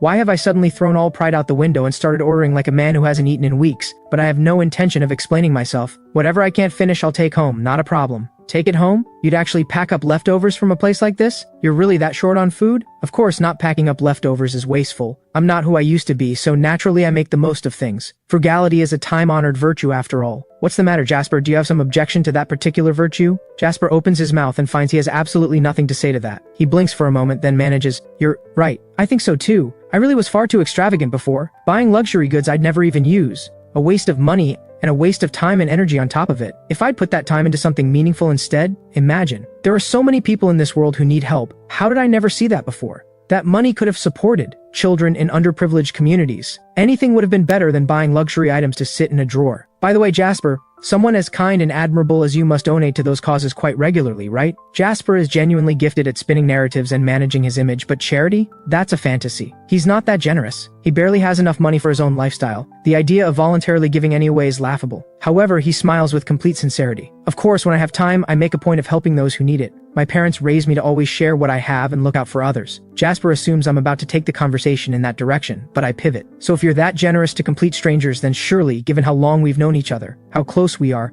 now that I'm struggling, now that I'm one of those people who needs help, you'll do something for me, won't you? What? He's caught completely off guard. Of all the things he never expected that I, who had always cared so much about face, would suddenly say something like this. Jasper, you have no idea how miserable my life is now. I can't buy clothes or watches just staring at my wife's cold face every day. I can't even bring up money. And when I called everyone, I know, no one picks up. Watching a shift pass over his expression. I get up and move to sit right beside him, grab his hand, and hold on tight, no wiggle room. You're the only one, Jasper. The only one who still came to find me. You're the only person I can turn to. You throw around 200,000 or 300,000 like it's nothing. Surely you can't be stingy with an old friend? You'll help me, right? We're practically brothers. I hold his hand firmly, voice completely earnest. He still hasn't responded. I add one more line. Come to think of it, I haven't caught up with any of the women we both know yet. That last words hits exactly Jasper right where it hurt. He was anxious. Every woman he's ever had his eye on has shown zero interest in him. Although he projects a clean, upright image, plenty of people know better, and no amount of image management has managed to fully bury it. In the end, his family came up with a solution.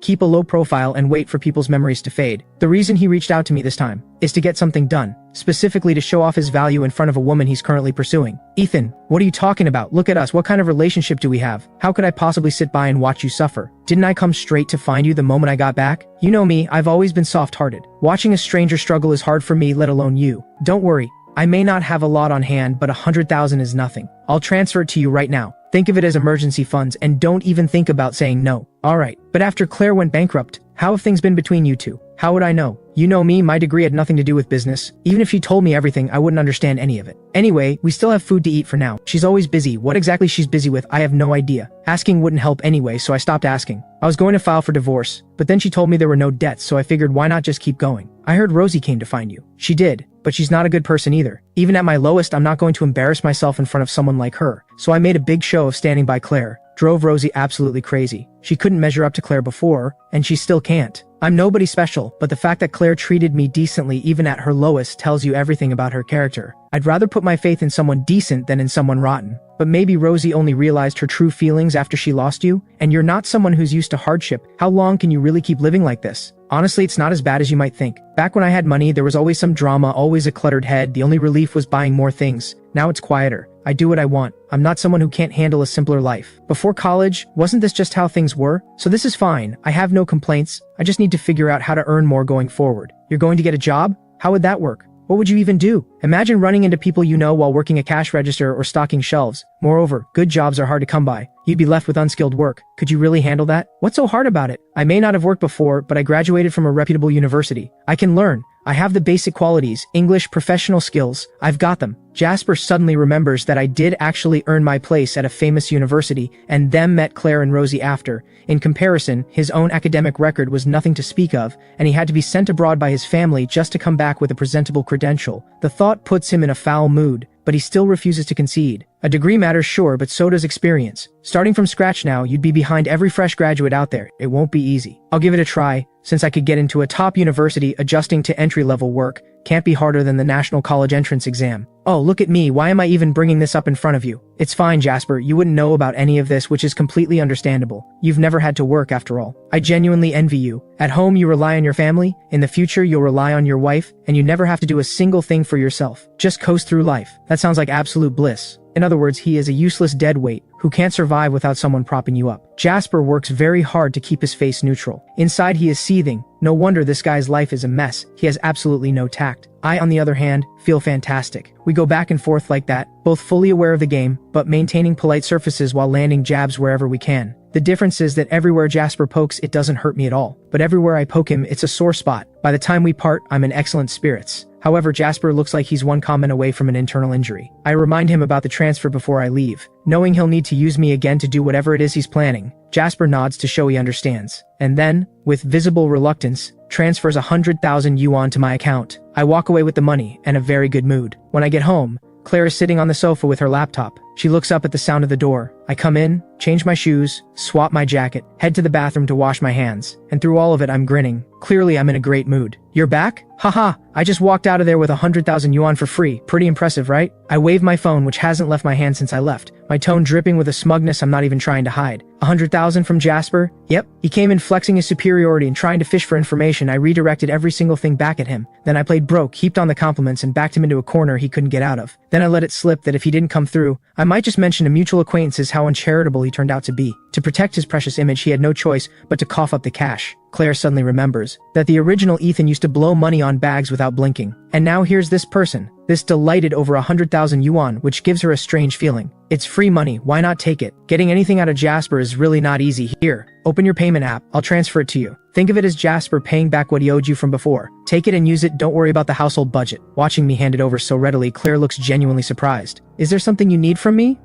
No, there's nothing missing at home and nothing's broken. That's not what she meant, but looking at my expression, it's clear I haven't followed. And then she actually takes out her phone, opens the app, and holds it out to me. I naturally transfer the money, still barely warm from arriving in my account, to hers. As if giving it to her is the most obvious thing in the world. You're giving me money you just earned for free, doesn't that sting a little? It was always your money. The meals with Jasper back then, all paid for with your money. Now that we're tight, of course it goes back to you. I like money, sure, but I like earning my own even more. My writing income has already started coming in. With me around, you won't go hungry. Fine dining may be off the table, but plain porridge and simple sides, there'll always be enough. Well then, thank you. No need to thank me. You treated me well before, after all. Oh, by the way, I also brought back some things from the cafe, all untouched. Do you want some? Claire grew up in comfort, but she's never been someone who believes in waste. except when business calls for it. In the past, it was always just regular meals at home. The difference was that whoever cooked was very good at it. And she also had takeout containers during her school years. Yes. I honestly didn't expect her to say yes. I assumed she'd turn it down. I stumble a bit. Actually, I just remembered everything I packed is sweets. Is that alright? What's wrong with it? I go to get the bag from by the door. Opening it, it's indeed full of pastries and small cakes. Claire picks one up without ceremony and eats it.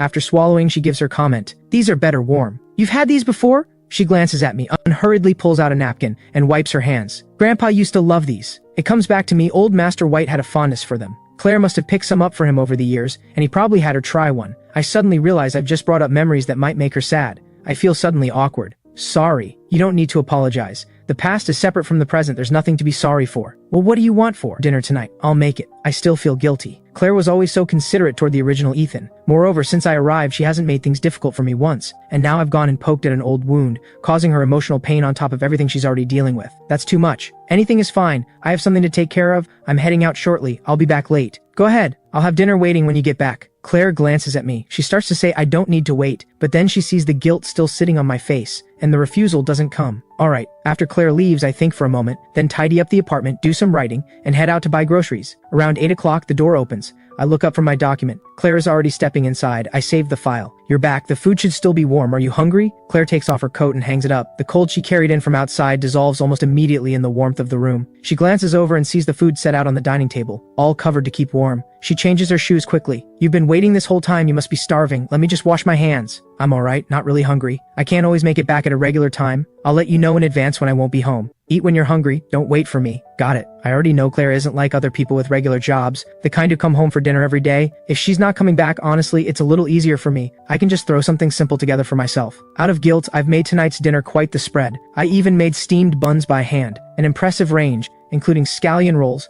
sweet-filled buns, cornbread buns, sweet potato rolls, all small and neat, each one probably gone in 2 or 3 bites. They look adorable on the plate. Claire picks up a scallion roll and finishes it in a few bites. She nods after swallowing. The buns are really good, right? I spent 3 or 4 days just figuring out the right ratios and timing. It took serious trial and error before I got them to where they are now. Scallion rolls and sweet-filled buns are my favorites. My friends always loved them too, whenever I had time to spare. I stopped mid-sentence. Oh no. I got a little too excited and almost let something slip. The skill really shows. Are those friends from university?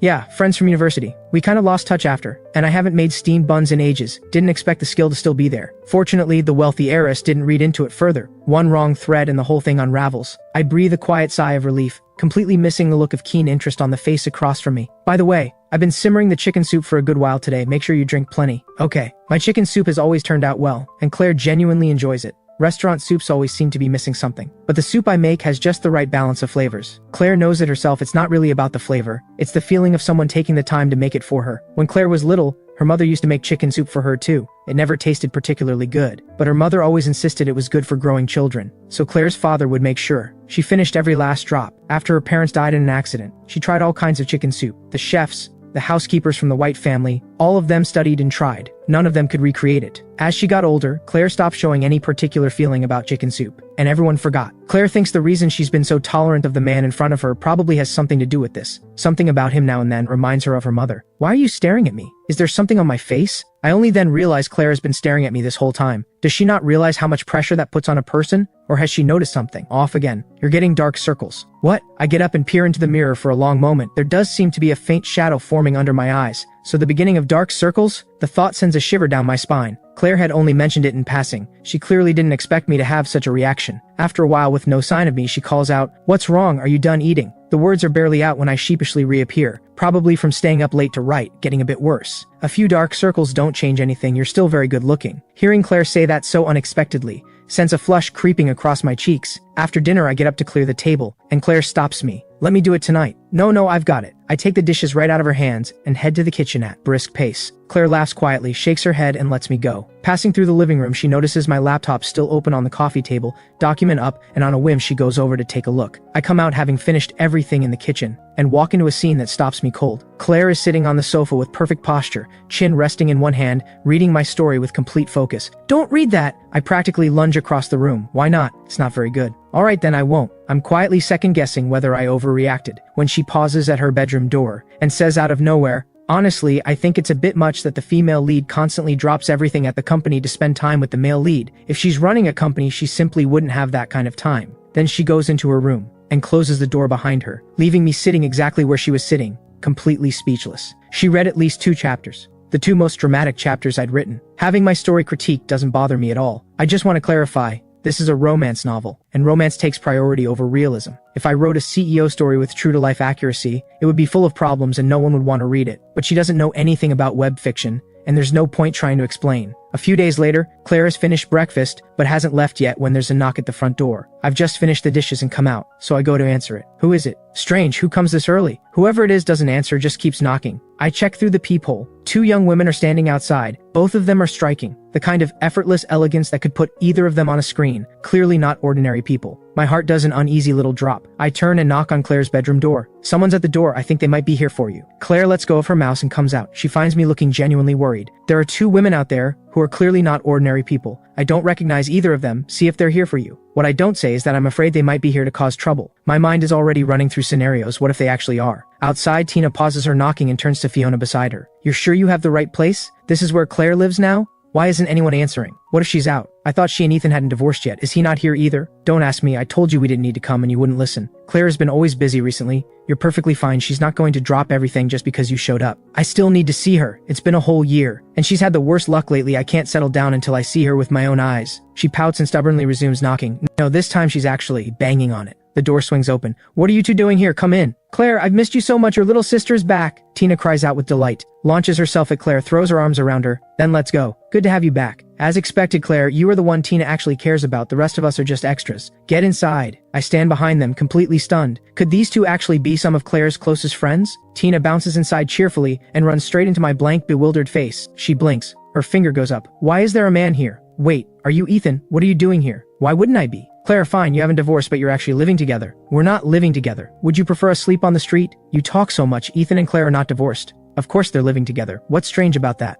Come sit down. Tina opens her mouth, but she can't quite manage a smile in my direction, so she resorts to pretending I don't exist. She makes her way to the sofa and takes a seat. Fiona gives me a brief nod and does the same. I go to the kitchen and bring out tea for them. When I come back, all 3 women are seated, and both of the others have their eyes fixed on Claire in loaded silence, which makes me desperately want to disappear. I actually have something to take care of this morning, so I'll head out and leave you all to it. I won't be home for lunch. Got it? I head straight to my room, throw on a jacket, grab a few things and get out fast. The moment Claire said that, Tina has been staring at her with an expression of pure disbelief. The second I close the door behind me, she says with an indescribable expression, "Home for lunch? Claire, are you calling this place home?" The question catches even Claire off guard for a moment before she smooths back to calm. I've been eating here lately. He cooks well. Claire, you're seriously planning to keep living with him? Apart from his looks, he has nothing going for him. It's not like good-looking men are hard to find. I refuse to believe you'd keep him around for his face. If that were the reason, it would have happened long ago. So what is it? Frankly, in all the years I've known him, I haven't seen anyone in the same category who comes close. And people change. Don't judge someone by who they used to be. You didn't know him well before you left the country, and you haven't had any contact since you got back. Where does the confidence to judge come from? And finally, do you think Claire is an idiot? If she's been this patient with Ethan, there's a reason. Don't forget, in the eyes of the world, Claire is broke, and Ethan is still here. Doesn't that strike you as worth noticing? When Fiona had done the background research for Claire before, she'd gone through it carefully and come to a very strange conclusion. Her guess was that Claire was keeping him close to watch. After all, an open threat is easy to dodge, it's the hidden ones that get you. But before Tina can even nod to show she understands, Claire says something that surprises them both. It's not as complicated as you're making it. He has changed. Things are good between us now. The reason we're here is that there was nowhere else to go.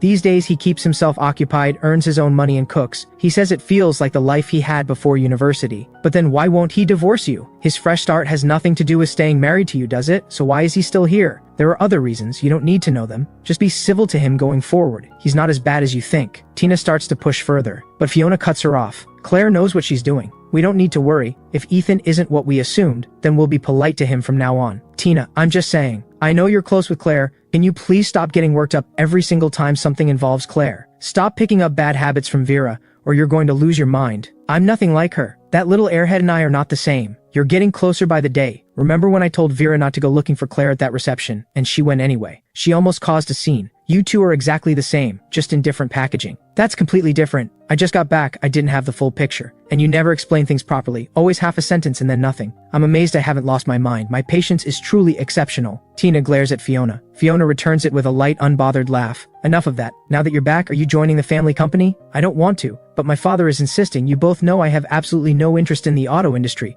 It's driving me crazy. You may not be interested, but talent doesn't care. You were spotting engineering flaws in your father's new car models back in high school. Did you really think he was going to let that go? He probably wakes up laughing at the thought of having a daughter born perfectly suited to carry on the family business. Someone save me. If I'd known my father was that calculating, I never would have fallen into his trap. My brief window of freedom is closing fast. My poor little food venture, he's going to swallow that up too. What really gets me is that he never once let on that he had a thing for food. He hid it for years. Years. The man is terrifying. Having an elder pushing you forward is its own kind of blessing. Your father has put a lot of thought into you. Treasure that. I was simply not born with your ability to appreciate refined culture, Claire. Every tea tastes the same to me. Knocking it back in one go at least feels satisfying. Isn't that the better way? Haha. Fair point. If it feels good, that counts for something. Tina takes the teasing completely in stride. Not everyone is born with a cultured soul. It is no big deal. I was never going to be Claire anyway. Anyway, Claire, what are you actually going to do? I refuse to believe Victor Cross is that good. How can one person anticipate everything and always get there first? Are you absolutely sure there's no leak on your end? Hearing this, the faint smile on Claire's face disappears. She thinks for a moment. I don't know where the problem is. Even when I haven't told anyone the plan, he still finds out. A simple leak doesn't explain it. As she speaks, both Tina and Fiona listen intently. Do you want me to sweep your things again?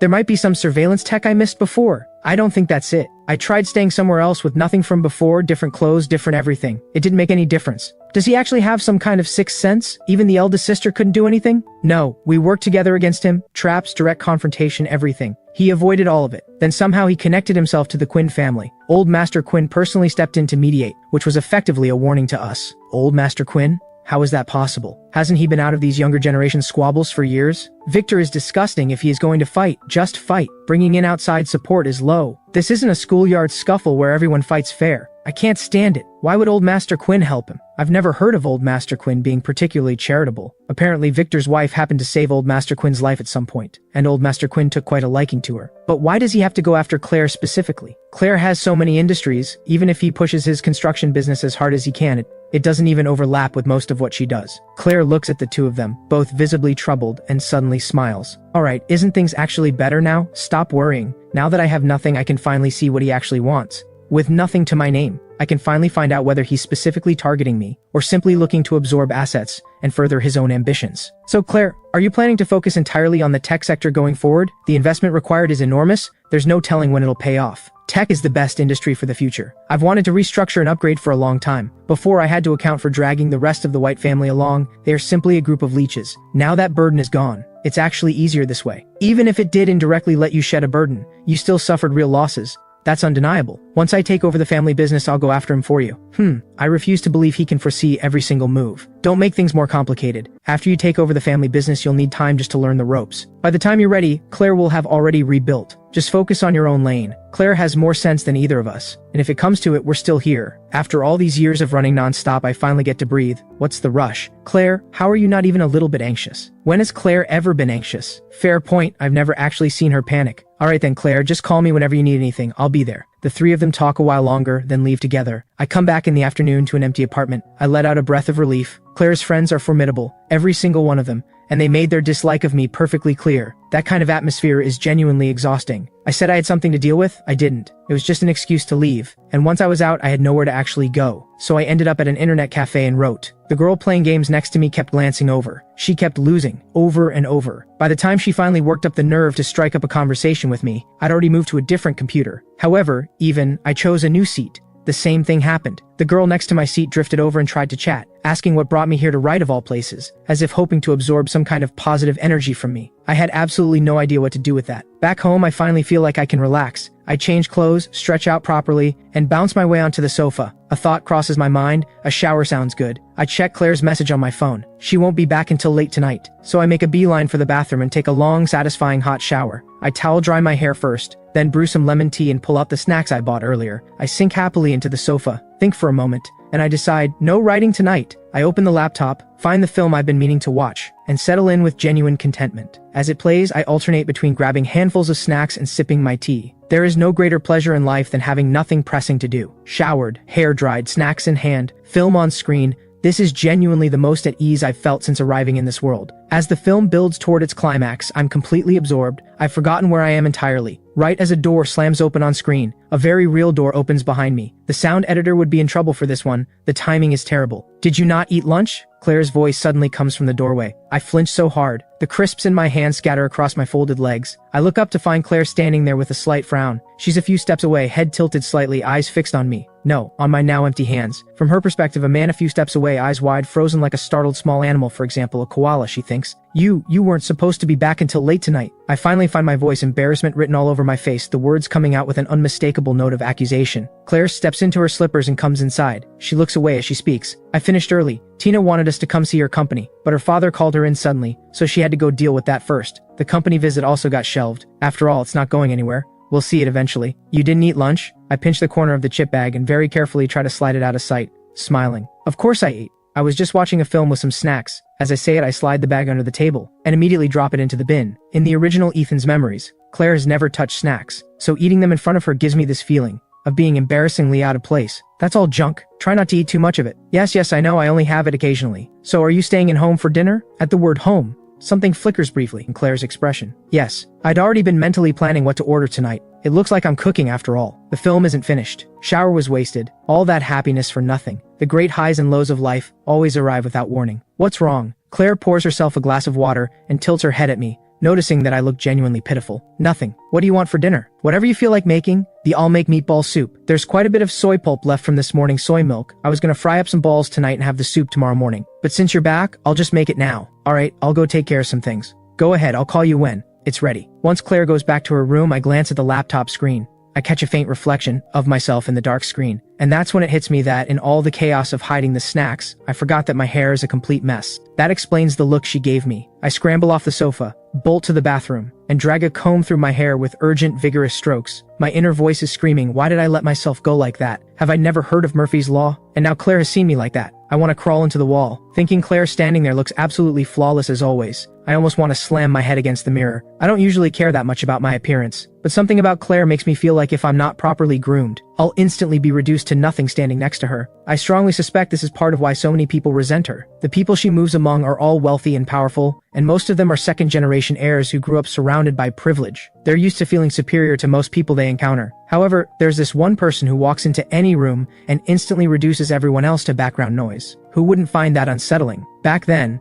the reason the original Ethan never even considered going after Claire was exactly that he simply didn't have the nerve. Well, now I'm about to go cook dinner for that walking work of art, and I should do it properly. Then I'll have to sit across from her and eat, maintaining my composure in the face of that effortless magnetism. Frying meatballs always fills everything with the smell of hot oil. I stand at the stove with full concentration, hands moving efficiently, squeezing ball after ball into the oil, the whole apartment filling with a rich, deep fragrance. An hour later, Claire comes out of her room. The moment she opens the door, the smell of fried food hits her, along with a faint sound from the kitchen. She follows it and finds me at the stove with a look of total focus. My hands move with practiced ease, a nameless little tune humming from my lips, the picture of someone entirely content. Golden meatballs come out one by one little cutie out of the pan, and a whole crowd of little cuties queuing up to go in. Yes, you're all adorable little meatballs, and I'm sure you'll taste wonderful. I'll take good care of you and turn you into a delicious soup. Your efforts won't be wasted. Someone who can make cooking this entertaining. He's the only one she's ever seen. Curiosity gets the better of her. She folds her arms and leans against the doorframe, watching to see what comes next. I don't disappoint. With only a few meatballs left, I lift them out and turn to chop the vegetables, still talking to myself. You're little cuties too.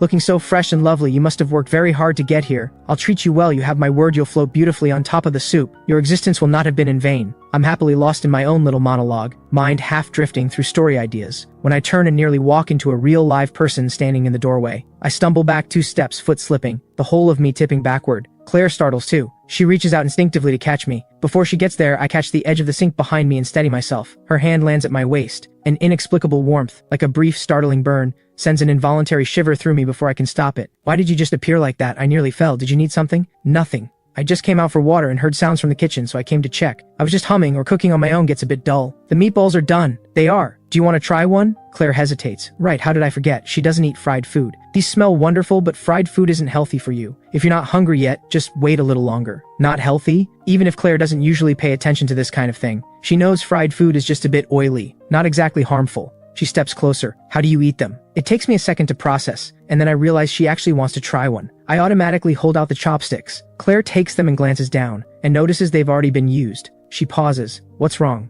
Nothing. She hands them back. While I'm still looking at her blankly, she reaches out and picks up a meatball with her fingers and pops it into her mouth. My jaw drops. The wealthy heiress just picked up food with her bare hands. The meatball is fresh and steaming. She bites into it, and a full warm wave of soy fragrance and fried richness spreads through her mouth. The heat catches her off guard and she draws in a sharp breath, but it's delicious. We are standing close to begin with. Claire is right in front of me. After finishing the meatball, she steps back slightly. Out of the corner of her eye, she catches me staring blankly at her. She tilts her head. What? Her face turning toward me so suddenly startles me again. Fortunately, this time my feet don't slip when I step back, but my back slams straight into the wall behind me. Nothing. Were they good? Very delicious. If you have nothing else, you should head back out. It's oily in here. The meatballs are all done, and the soup won't take long. Go ahead, I'll call you when it's ready. By the time the meatball soup is finally done, every trace of my earlier good mood has evaporated. Claire can clearly tell I'm a little deflated. I ladle her a bowl loaded with everything, and pour myself one that's mostly broth. Didn't you fry a whole batch of meatballs? Why is your bowl almost empty? Is yours not enough? I look at her bowl, it's full. That should be plenty for her usual appetite. Is she unusually hungry today? She extends one slender finger toward my bowl. Yours? Oh, I was around the fumes too long. I've lost my appetite for it. What I will absolutely not admit is that I weighed myself before calling her for dinner, and I'm up 2 pounds from a few days ago. Claire doesn't press it, but as she eats, she notices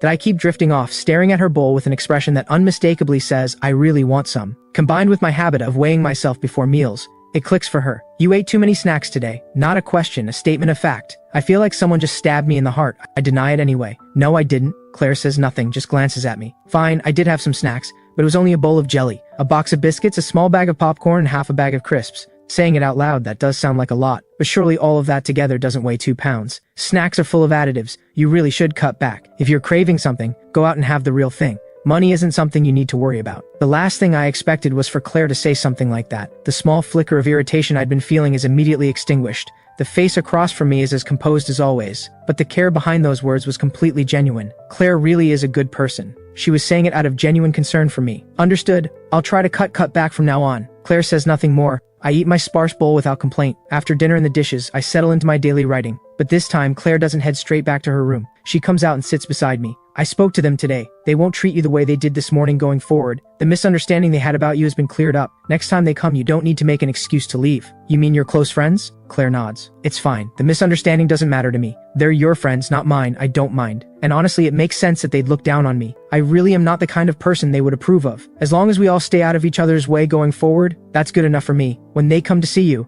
it's easier if I'm not around. You can all speak freely. Besides, I really did have things to do today. Alright, are you gonna keep writing tonight? Yes. Did you finish your film? Almost. I'll catch the rest another time. If you'd rather I not know what you're watching, you could get headphones. I quietly withdraw the hand that was reaching for my cup and smile stiffly. Why would I care if you know? You're learned and well-read. Does that make you the authority on what's worth watching? She doesn't answer. Instead, she picks up my cup and hands it to me. If you want to write good fiction, just watching films isn't enough. You have to analyze them. I don't mind the noise. You can watch whenever you like. Okay, got it. Claire gets up and goes back to her room. I take a sip of water and set the cup down. I still don't see that film. No writing, no income, that's the math. Over the following days, Claire keeps her usual pattern, out early, back late. Our routine settles into breakfast together, dinner together, and everything in between spent doing our own things. Then one day Claire comes home in the afternoon. I'm in the middle of writing. I don't look up at the sound of the door, just say by habit, you're back. Then a familiar child's voice cuts through, not even attempting to hide the surprise and disdain. Why is he here? You two still haven't divorced? The voice belongs to the child of Claire's late cousin, who died in an accident with his wife. They had been the people closest to Claire. After they were gone, Claire took in their son. His name is Luca. He's 8 years old and he had nothing but disdain for the original Ethan.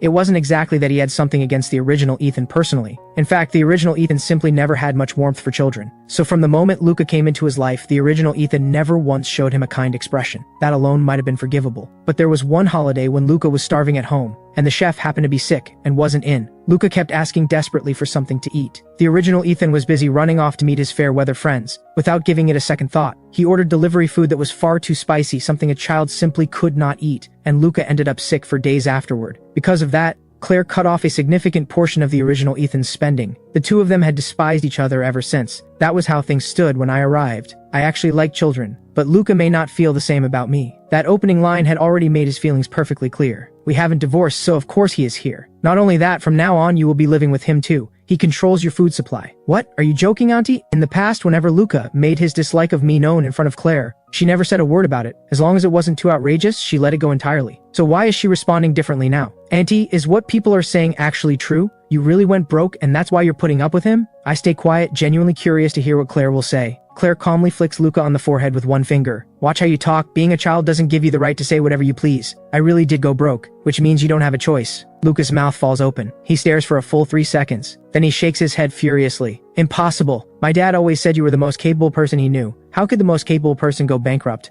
And your business was enormous. How could it all just be gone? Oh no, I haven't even grown up yet. How am I supposed to earn money and support the family? I'm basically still a baby, and now I have to be the breadwinner? What can I even do? I'm in 3rd grade. Maybe you could send me to be a child model. I've done runway training before, and I'm good looking, so someone would probably take me. Not a chance. You have no connections now. How do you think all those clearly unattractive child models get the work? They pick looks and background. Unfortunately, you no longer have the latter. You're lying! You know so many people, you've helped so many of them. Make them help you back. Then let this be a lesson you remember. Everyone loves a winner, but it takes a real friend to love a loser. When you help someone, don't expect them to return it. If they don't make things worse, that's already something. Claire follows him into the bathroom, her voice carrying through the door. So what do? We have to live here from now on, and we'll never eat good food or wear nice clothes again? The kids at school are saying I'll probably have to transfer soon, is that true? Yes, during holidays you'll be here with me. The food and clothes you're used to will mostly be gone. As for transferring, do you want to? Yes. My classmates are laughing at me. They think I don't know, I hear everything. But you won't be transferring right now. There is still 1 semester of tuition already paid. Afterward, Claire comes out with Luca and they sit on the sofa. I've been pretending to write this whole time, but I can't keep ignoring them. I quietly take out some tangerines and put them on the table in front of them. There is no other fruit in the house right now, this'll have to do. But they're all talking about me, it's awful. When you don't have power behind you, being talked about, even mocked, is just something that happens. But even when you're successful, and in a position of power, people will still talk and still laugh, and it'll be worse than now. If you become strong enough, they'll just make sure to do it where you can't hear. As she speaks, Claire peels a tangerine for Luca. You haven't greeted anyone yet. As Luca reaches for the tangerine, Claire tilts her head slightly toward me. Luca follows her gaze and looks over at me. His mouth opens, then stops. He hesitates, then asks Claire, what am I even supposed to call him? You can just call me Ethan. Okay, Ethan. Are you on holiday? What do you want to eat? I'll make it. You can cook? Then why didn't you before? He looks at me with wide, innocent eyes and asks the most pointed question imaginable. We had a cook before. Listen to him saying it like he's all impressive. Rice is fine. No problem. Just a few stir-fried dishes is enough. But I end up going a little further than that. While cooking, I put more care into it than usual. I make the rice and dishes as fun and child-friendly as I can. I've always liked children. Back in my previous life, I'd fool around with my friends' little ones all the time. So when I saw Luca just now, I liked him immediately. He's really adorable. If our history weren't what it is, I probably would have already gone over and hugged him. Claire takes Luca into her room. A while later, the food is ready, and I go to call them. Luca comes out already changed into pajamas, washes his hands without being told, and sits in the chair I set out for him. He sees the food on the table, and looks surprised. He points. You made all of this? I shaped the dishes into cheerful cartoon faces. Even the rice has a smiling face made out of egg. His portion only, of course. Claire's and mine are perfectly ordinary. Luca has his own special set. First day of the holidays, you get VIP treatment. I'll pick up a set of smaller cutlery for you too. The adult ones are awkward to use. You don't need to make special food for me. I'm not a little kid anymore. I don't need to be coaxed into eating. I eat normal food at school. I'm in 3rd grade. Even if you were in university, you'd still be a little kid to us. Besides, what I make is my call. You only get to decide whether to eat it. If you don't eat it, next time I'll make whatever you hate most. We're broke now. So if you don't eat what's in front of you, don't expect pocket money to buy something else. You'll just go hungry. You're so... What do you say when someone does something kind for you? Luca presses his lips together, then says politely, thank you, Ethan. I can't help ruffling his hair. Don't mention it. Luca clearly enjoyed it. He just insists on pretending he didn't. Such a little tsundere, but even that little act of his is adorable. You don't need to make him a separate dish going forward. Children from the White family aren't that delicate about food. Luca nods vigorously, declaring himself exactly that kind of child, and covers his head protectively at the same time. Whether he's delicate is his business, whether I choose to spoil him is mine. Luca, are you really so fragile that a cartoon face on your rice is going to ruin your character? Of course not. A bit of nice food isn't going to make me soft. Then I'll have to ask Luca to bear with my little indulgences. After all, I have no resistance to cute kids. And now that there is actually a child in the house, I finally have a reason to try making kids meals. So thank you for your assistance, Luca. You're welcome. Claire takes in the whole exchange without a word. She doesn't bring up the kids' meal again. The 3 of us start eating. Luca eats much faster than the original Ethan's memories suggest. Clearly he likes what's in front of him. After dinner I go to do the dishes as usual. Luca is even more astounded. You actually do chores too? We really must be broke. What can I do? Great highs and lows always arrive without warning. So work hard in school. Otherwise you'll end up in the same situation. I'm top of my year. My school is one of the best in the country. I entered a competition this semester and my teacher says I can place first. and first place comes with prize money, 50,000 yuan I think. So we'll have money for food then. This is what it means to grow up wealthy, a prestigious school, and even elementary school competition prizes that high. I could enter more competitions. Before my auntie wouldn't let me in case it affected my studies, but now I should be able to. If I enter 4 competitions, that could be 200,000 yuan, then we would have money for food. Oh no, I don't have that kind of time. If I want to keep my grades up, I can probably only do 3 competitions. That's only 150,000. It's barely enough for food. 150,000 barely covers food? Do you know how many people don't earn 10,000 a month? 150,000 is a lot. 150,000 barely buys 2 of your watches. Is that really a lot? You used to eat shark fin. Do you know what a serving costs? What does someone else's income have to do with us? Are we supposed to live like them? Not having money is so terrifying. It turns someone who used to spend freely into a person who thinks 150,000 is plenty. How long has my auntie even been broke? You adapt to the situation you are in. When you're wealthy, you spend freely. When you're not, you live carefully. Even if you did win 150,000, you can't spend it all on food. Our standard of living is dropped. Of course the food follows. But even if it's home cooking every single day, you won't be malnourished. I promise. Just then, Claire walks over with a glass of water and glances at Luca. Time for homework. Okay, I'm going. He turns so his back is to Claire and mouths "shat me," then heads into Claire's room. Where does he sleep at night? With you? Yes, I'll look into finding a bigger place to rent. She'd originally planned to have Luca join some program during the holidays, but he refused to go, so she brought him back. I choose my words carefully. About buying a house, have you given it any more thought? I've sold more watches recently, and some more clothes too. The down payment is definitely doable. We'll see. Well, since Luca will be here during holidays, we should look at 3-bedroom options. I have writing income now. I can handle the mortgage payments. Money isn't an issue. I'm worried Claire will stress about the cost and insist on something smaller than we need. After that, we have nothing more to say to each other, and we go back to our own things. Having a child in the apartment makes everything feel suddenly more alive, especially since Luca is not a shy child. Claire is out during the day, so it's just Luca and me. At first, we each keep to ourselves, but eventually boredom wins out. So Luca starts talking to me whenever he comes out to stretch his legs. He's a child after all. Sensible as he is, he can only sit still for so long. Once he realizes I am genuinely different from who I used to be, and that I actually treat him well, he stops being quite so distant. Why don't you divorce my auntie? She is really broke. I know it's weird, but it's true. Even if you stay, she's not going to give you money to spend like she used to. You just said yourself that she gave me a lot before, so shouldn't I be there for her now that things are hard? If I walked out now, wouldn't that make me a terrible person? Do you actually want me to leave her alone to take care of you? In that case, you'd be stuck on your own with no one to cook for you. That's not the point. I won't starve. I don't know what's going on with you. But you're not as bad as I thought. I used to really dislike you. Felt like all you knew how to do was spend money. My auntie married a walking credit card, but back then she had plenty of money, so it didn't really matter. It's a shame though, she could have done better, but at least now it seems you're not so bad after all. My parents told me before they died, don't judge people only by what I see on the surface. Look at character and heart. Your talent may not be great, but you don't run from things when they get hard, so your character is passable. I can't help messing up his hair again. You think about a lot for such a little person. None of this is your concern. All you need to do is study, play, and enjoy yourself every day. I don't need to worry about studying. I told you I'm always first. Don't compare me to whatever kids you used to know. I'm a member of the elite IQ club. I pull back the tangerine I was about to give him and pop a segment into my own mouth, chewing slowly while looking at him. Has anyone told you that I also graduated from a top university? You? A top university? That's right, a key national university. The reason I married your auntie, and the reason I became the way I was, there were reasons for all of it. But I've figured things out now. I've gone back to being who I actually am. Understand? Then I hold the tangerine out to Luca again. He reaches for it and I pull it back. He grabs it. Nothing. Are you giving it to me or not? I press my lips together to hide a smile, and this time actually give it to him. Here you go. How do you feel about wontons for lunch? I'm already a bit hungry. Make plenty. Deal. I'll make sure you are well fed, young Master Luca. I save my document, get up, and head to the kitchen. Luca watches me walk to the kitchen with a look he doesn't even know is there. Something that could only be called longing. Since his parents died, he hasn't lived in a home that felt like this, warm and full of small living details. In Claire's villa before, there was no shortage of anything, and Claire was good to him, but it never quite felt like living. His heart was never really at rest. Now I care about him every day, and my attitude feels completely natural. And when he talks to me, it's like he's talking to family. He can say anything. For the first time in a long time, he feels like he has a home. He thinks he understands now why his auntie has been less cold toward this man. Claire notices that Luca is more and more at ease around me. In the evenings when she asks how his day went, he usually says it was good. Then one evening at dinner, I suddenly suggest I've got some free time these days and Luca has been stuck inside for ages.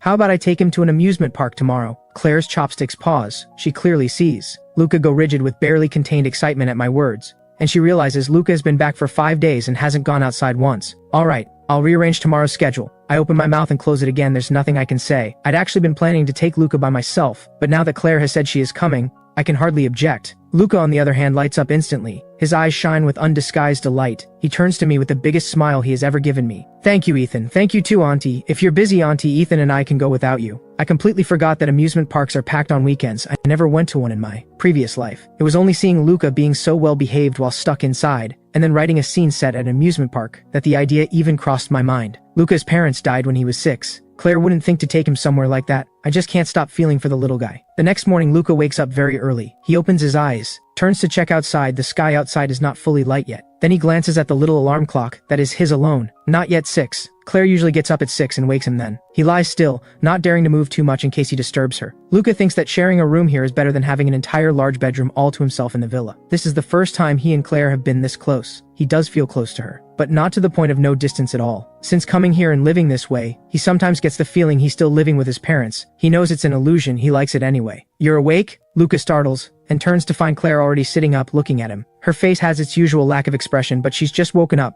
There's a drowsy softness to her that makes her seem gentler somehow. Yeah, just now. He scrambles up quickly on his own, grabs his clothes and starts pulling them on. Claire makes no move to help, for children from the White family learn to be independent early.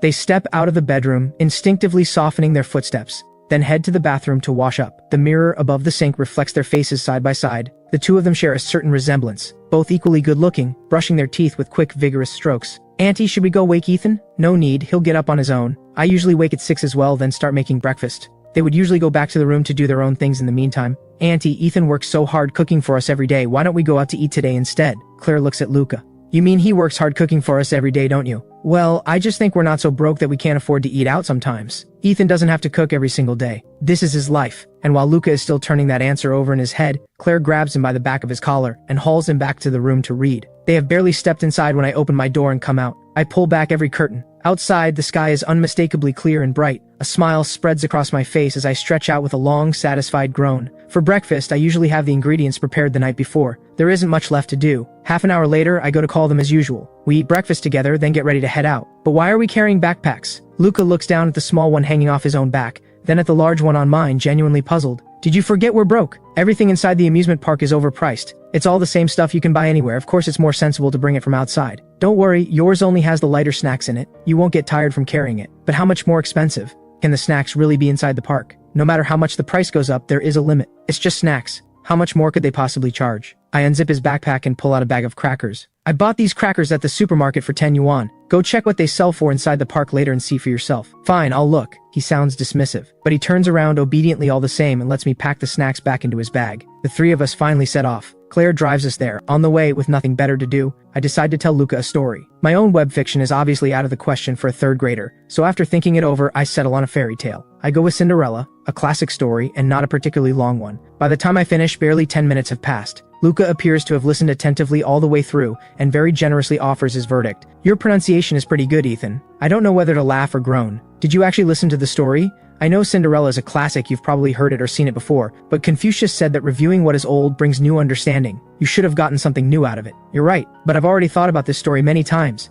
There's nothing new left to think about. The girls in my class all get emotional over the romance between Cinderella and the prince, but thanks to my auntie's guidance, I've come to understand that even as a poor girl, Cinderella was still the daughter of a count. Marrying a prince was actually a perfectly suitable match. So really, it's just a love story between two equally matched people who go through hardship and end up happy in the end. I let out a small amused laugh. Alright then, tell me, if you were Cinderella living in that household, what would you do? Would you go on enduring your stepmother's cruelty with gentle patience, or find a way to complain to your father or fight back yourself? Going to the father is definitely useless. If her father actually cared about her, Cinderella wouldn't have been suffering for so long in the first place. Fighting back herself won't work well either. If it's too obvious, showing disrespect to elders, her reputation would be ruined and no one would marry her. She can't run away either. A girl who runs away from home loses her reputation all the same and ends up unable to marry. So the only thing she can truly do is endure. You're young, but your thinking is clear. So in your view, Cinderella's fate was sealed from the very beginning? Of course not. Even though enduring seems like the only thing she can do,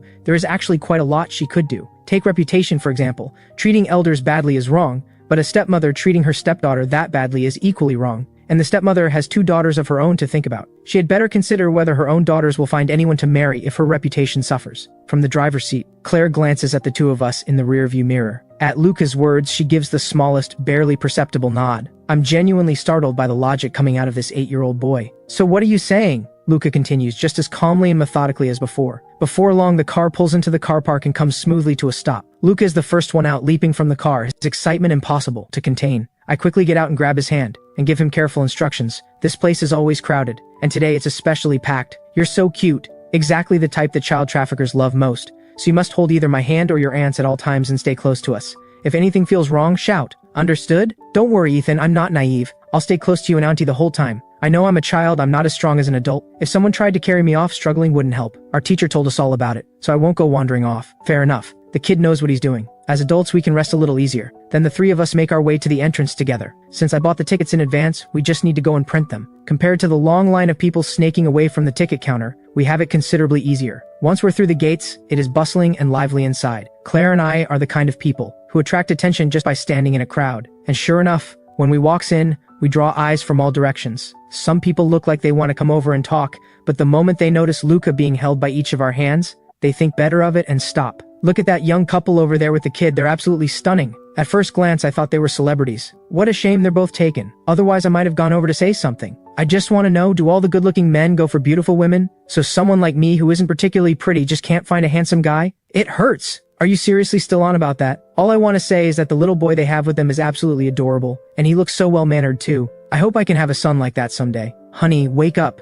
Neither you nor your husband are anywhere near that level of good-looking. You're still hoping for a child with those looks? I desperately want to laugh listening to them. But it's a shame Luca isn't actually my child, or I'd be laughing even harder. Ethan, what should we go on first? Depends on what you want to do. I think the roller coaster and the bumper cars both sound fun. Are you interested in either of those? I've never been to an amusement park myself, so the only rides I actually know about are a handful. Luca hesitates for a moment, glances at the roller coaster track in the distance, then makes up his mind. Let's go on the roller coaster first then. Alright, roller coaster first, bumper cars after. There is quite a crowd at the roller coaster, either adults with children or couples. Without waiting for Claire, I head over on my own initiative and join the back of the queue. Waving to Luca and Claire, I'll queue up here. If you get tired, go rest on the side. The people around us exchange glances. A woman nearby is practically green with envy as she says to her boyfriend, a guy that good looking is actually willing to queue up and let his wife and child go rest on the side. That is just unbearably enviable. What's the matter? Do you have a problem with how things are right now? All you see is a handsome man queuing, but you're not looking at how beautiful his wife is, and everything she's wearing is designer.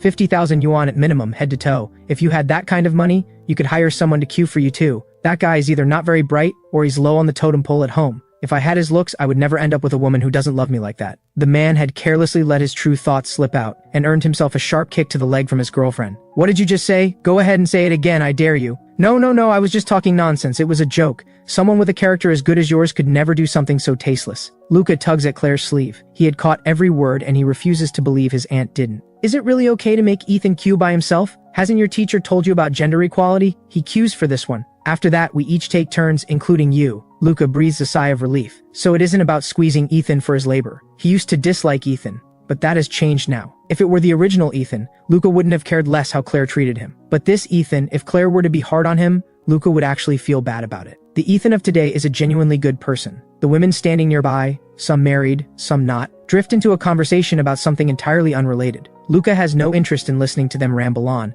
so he pulls Claire over to sit down nearby. Since Ethan isn't being made to queue all day, there's no need for him to feel uneasy about it. Everyone will take their turn soon enough. After waiting in line for a bit, our turn comes quickly enough. Luca naturally sits in the middle, with me on one side and Claire on the other. Even after we've settled into our seats, people keep craning their necks to look at us, which makes me quite uncomfortable. But I glance sideways and there is Claire, sitting on the roller coaster as if she were sitting in an office, every bit as composed and elegant as ever, completely unaffected as though none of this touches her at all. I look over at Luca, and he is paying absolutely no attention to anyone around him, blinking his big eyes happily as he checks and rechecks his own safety harness. He even remembers to remind me, Ethan, check that your straps are secured properly. Don't be careless. I check everything over, all good, don't worry. Then I look over at Claire again. She is sitting there with complete composure, as though none of this matters to her in the slightest. Suddenly I find myself very curious, on something as thrilling as a roller coaster. Would Claire actually react like a normal person? Or would she manage to stay completely unmoved even on this? I make up my mind to watch her carefully. So from the moment the roller coaster starts moving, I keep one eye on Claire at all times.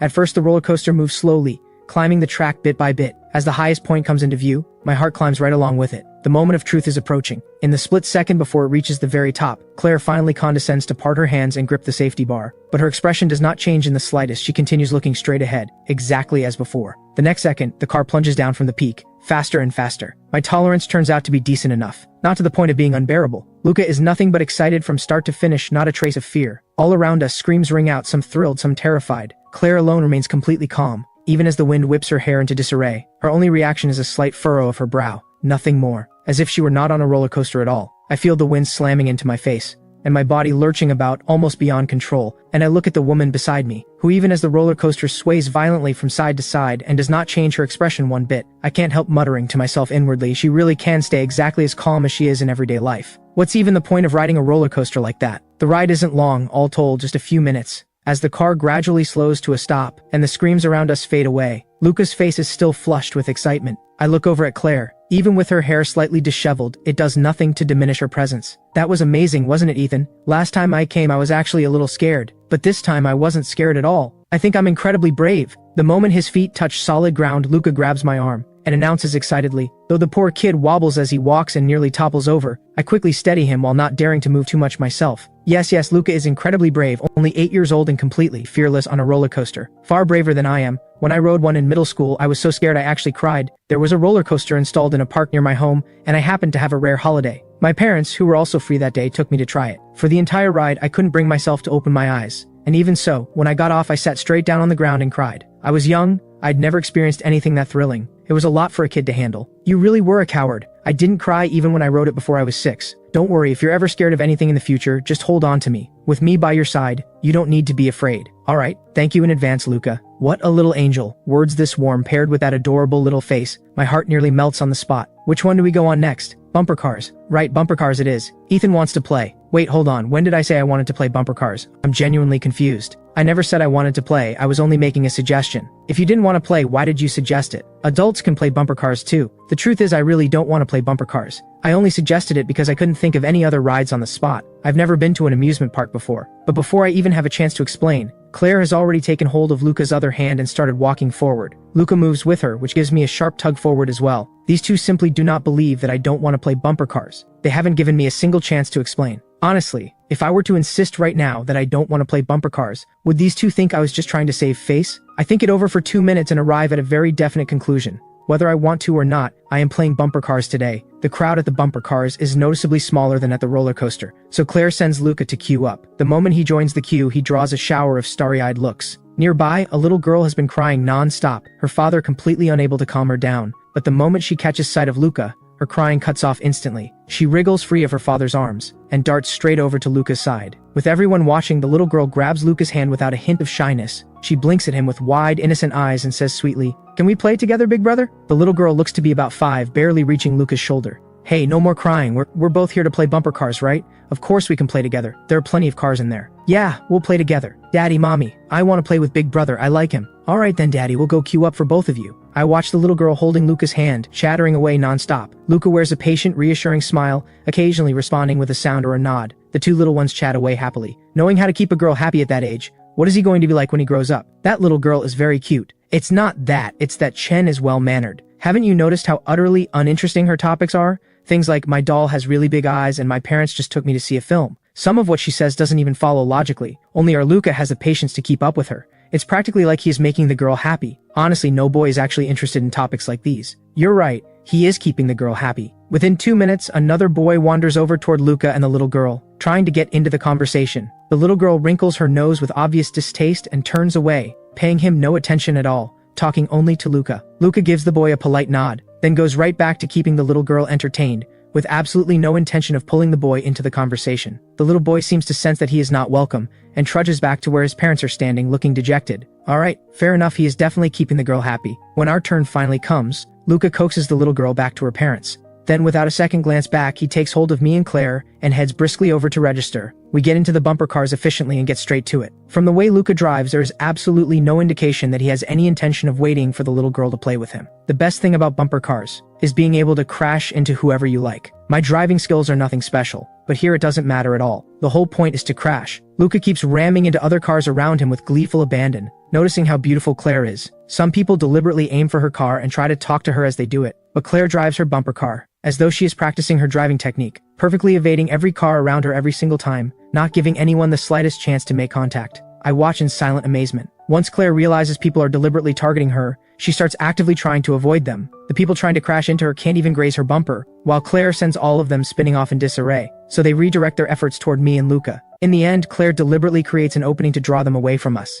At last, the bumper car session comes to an end. I drive my car over to the collection point the moment the attendant calls us, stepping out without a shred of reluctance. I never want to play bumper cars again for the rest of my life. Luca gets out fuming as well, and the moment he is off he grabs me and starts venting. Those people are absolutely shameless, we don't even know them, and they kept targeting us non-stop. And not just light taps either, they were really going for it. My head is still aching from the hits. I was actually trying to come rescue you at one point, but I got knocked sideways by them before I could. And then a whole bunch of smaller kids started charging at me from behind. The more I got hit, the more I got pushed off course. I'm absolutely furious. It's not that bad. It's mainly because you're so cute. Just like that little girl earlier, she liked you and wanted to play with you. The kids in the cars probably liked you too. That's why they kept crashing into you. They just wanted to play. And the ones who crashed into you, was that because you're good looking too? Well, you are pretty handsome, I'll give you that. But your driving really is terrible. My auntie managed to dodge an entire mob of people, and she actually came to your rescue at the end, getting you out of that situation where everyone was piling on you. At the thought of what Claire had just done, Luca grabs her hand without another word,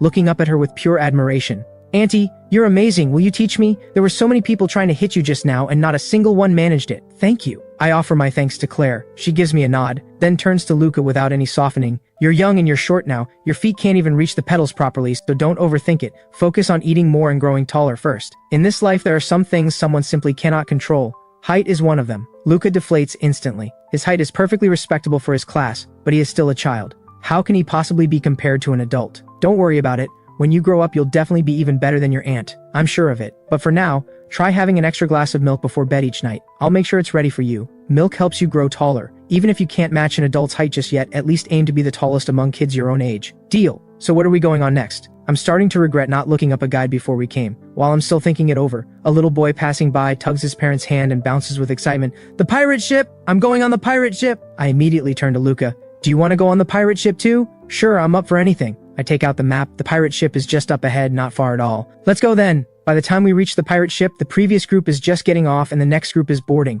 We've timed it perfectly, though given our position, in the queue, we end up with seats right at the edge, which means the swinging will almost certainly be more intense for us. Luca is beside himself with excitement as always, and Claire is composed as always. My heart is starting to feel uneasy. I have never been on one of these things. In television dramas, whenever the main character gets one, they always come off completely sick and green in the face. I may only be a minor character in this world, but motion sickness doesn't discriminate. Ethan, why are you gripping my hand so tight? It kind of hurts. Oh, sorry, I'm just a little excited. I'm too embarrassed to admit I'm nervous, so I just say I'm excited. When I let go and look, Luca's hand has gone slightly red. My heart sinks immediately. Are you alright? Does it hurt much? I'm fine, it's nothing, but you really don't need to be that excited. Switch places with him, Claire suddenly says. Luca and I both look up, puzzled. Why? To balance the weight. Luca and I both look toward the pirate ship. The other passengers are all seated on the left side, with adults on the right and children in the middle. At a glance, the weight distribution does look noticeably uneven compared to the right side. Alright then. Luca stands up and we swap places. Now I am in the middle, with Luca on my right and Claire on my left.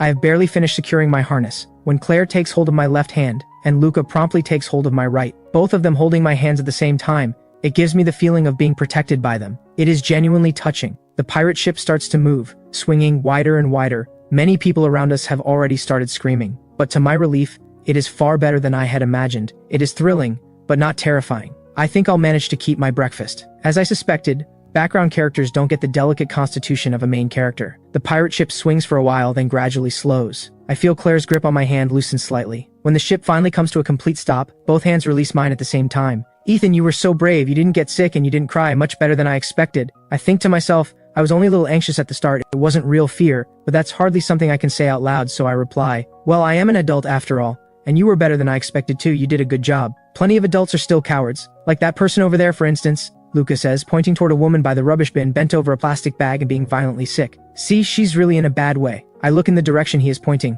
The woman is actually quite beautiful. Even in the act of being sick, she maintains a certain composure, and remarkably, her natural elegance seems entirely undiminished. The attendants nearby hurry over to check on her. The woman lifts her head slightly. I catch a glimpse of her face, and there is something oddly familiar about her. But no matter how hard I think, I cannot place where I've seen her before. Don't go pointing at others, and don't comment on strangers. Claire presses Luca's hand down, her tone carrying a gentle note of correction. Luca immediately withdraws his hand and nods obediently. Never mind other people, let's go. It's been over 2 hours. Are you hungry or thirsty? I unzip Luca's backpack. and hand it to him, gesturing for him to pick whatever he wants. Then I take off my own bag, unzip it, and pull out a small carton of children's milk to give him. Thank you, Ethan. Make sure you and Auntie have something too. Eating snacks in front of Claire and asking her to join feels like a significant challenge. I'm still hesitating. When Claire reaches over and takes both bags from my hands. What do you want? She doesn't say a word about the snacks. I'm a little surprised. Maybe it's because we're out having fun today. Either way, there is the chance. I should take it. I pull out crackers and chips and also grab a bottle of cola. I just want junk food. There's nothing to be done about it. Claire glances at what's in my hands and says nothing. When Luca opens his mouth to say something, she catches it with a single look and successfully puts his "I want cola too" to death before it can be born. As I eat, I notice that Claire hasn't touched a single thing. I feel awkward about it and finally ask, would you like to have some too? Honestly, snacks aren't so bad, and all the additives are within the approved safety limits. Besides, since you never eat them normally, having a little once in a while won't do any harm. It's not as dramatic as all that. You eat. Claire doesn't refuse outright, but the meaning is perfectly clear. I eat my own then, but I try once more.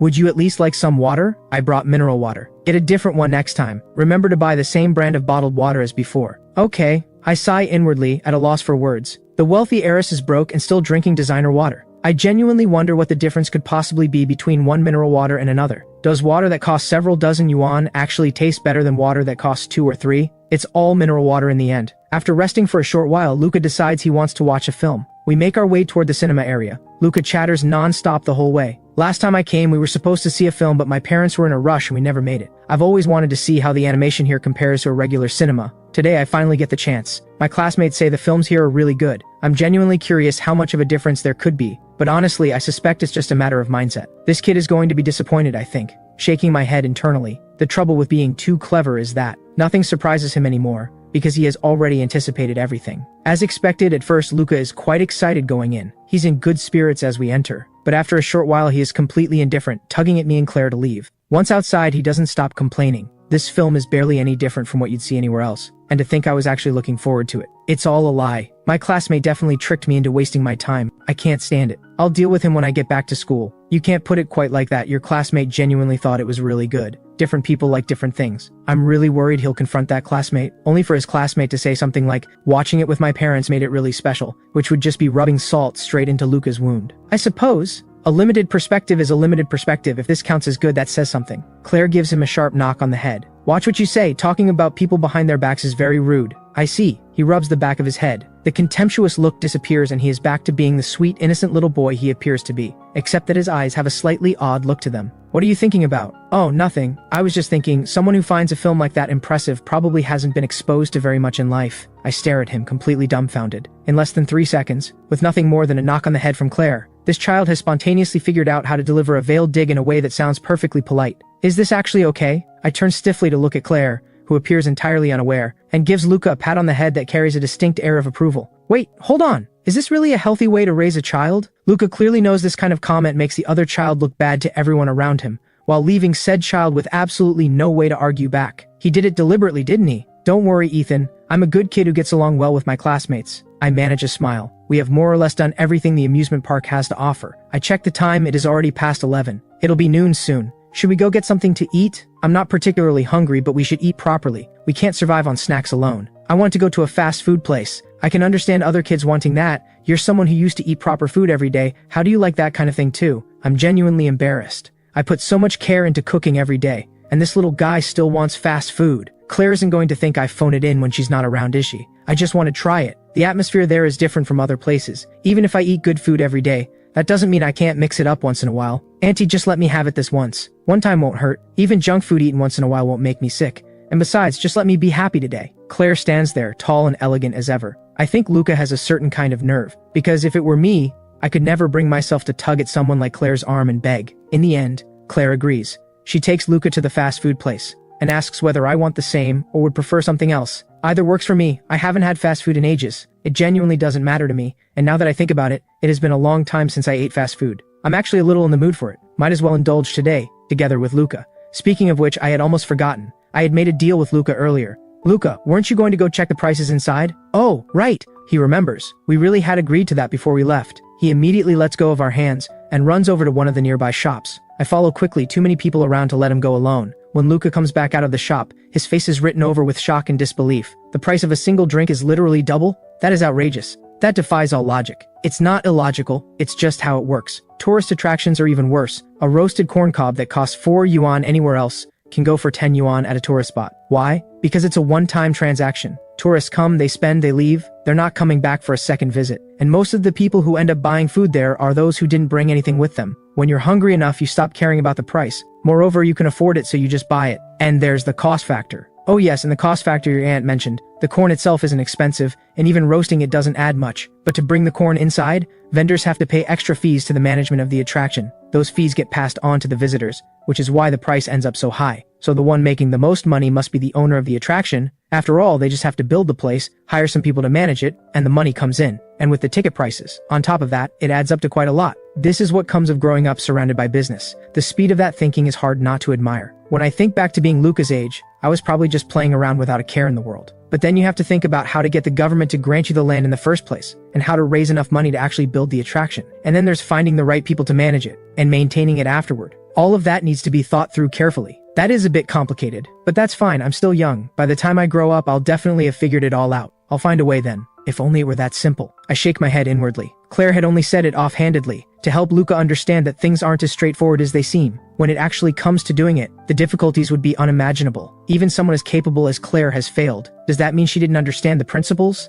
Clearly, knowing how something works doesn't necessarily mean you can make it work. There are too many external factors. Most of the time, it simply isn't up to you. Things like the inexplicable luck that seems to follow main characters. Forces that lie entirely outside the realm of reason. Back home, everything returns to its normal rhythm. My life is very structured. I get up on time and make meals, tidy up the apartment, then sit down to write. After lunch, once everything is cleared up, I take a nap. I wake up in the afternoon and get back to writing, occasionally doing research or preparing design sketches for future freelance work. Evenings are the same. After dinner, I do some writing with the occasional browse through other websites. Sometimes I watch a drama to wind down. Beyond that, I make sure to set aside time for laundry and cleaning, regular grocery runs, and of course keeping up with exercise to stay in shape. When Luca needs it, I take him out from time to time, to the museum, or the library, places like that to pass the time. Claire is busy almost every day. What she's busy with, I have no idea. She only appears at breakfast and dinner. In the evening, she checks in on what Luca has been doing throughout the day. She hasn't said anything about me taking him out, so I take it as her tacit acceptance of how things are. But peaceful as things are, there are still matters that need to be resolved. So one morning at breakfast, I bring up the housing question again. Luca looks over at Claire. Bedtime has been a source of quiet suffering for him. When sharing a bed with Claire, he doesn't dare move around.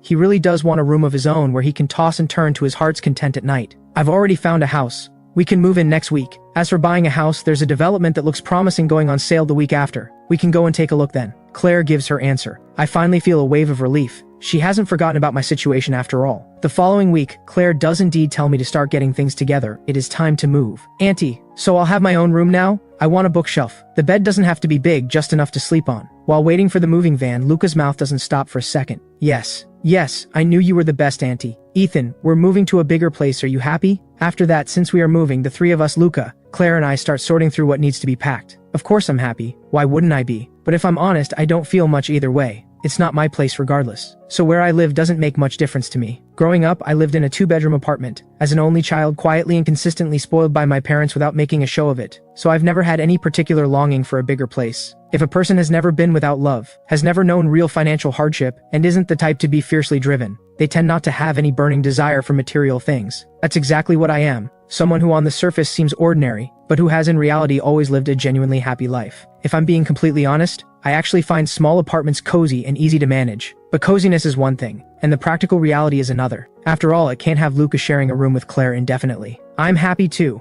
I'm going to earn money and buy so many books. There's not even a proper study here. I've been dying for ages. It turns out this is Luca's deepest grievance. The apartment is too small to fit anything. And since it's a rental, Claire hasn't been able to give him his own study like he had in the villa. In his free time, he has had nothing to do but watch childish cartoons, and he has nearly bored himself to death. But I've been seeing you watch cartoons all along. So you actually love reading? I only watch them because I had absolutely nothing else to do. I don't actually enjoy cartoons that childish, but the other students in my class do. And Auntie told me that a person can be clever, but when your position doesn't yet allow for it, you must never distance yourself too far from the people around you. Otherwise, when something happens, people will shut you out. Wow, Claire is really something else. Luca is still so young and she is already teaching him things this profound. What else did I say? Auntie, you also said to treat everything as though it is simply the natural way of things. Just now, I shouldn't have implied that another classmate was stupid just because I think I'm smarter. Even if that's what I think, I should convince myself that my classmates are all perfectly fine. If there were tea in my mouth right now, I would spit it straight out. A primary school kid is being taught things like this? I feel like I was an absolute fool when I was young.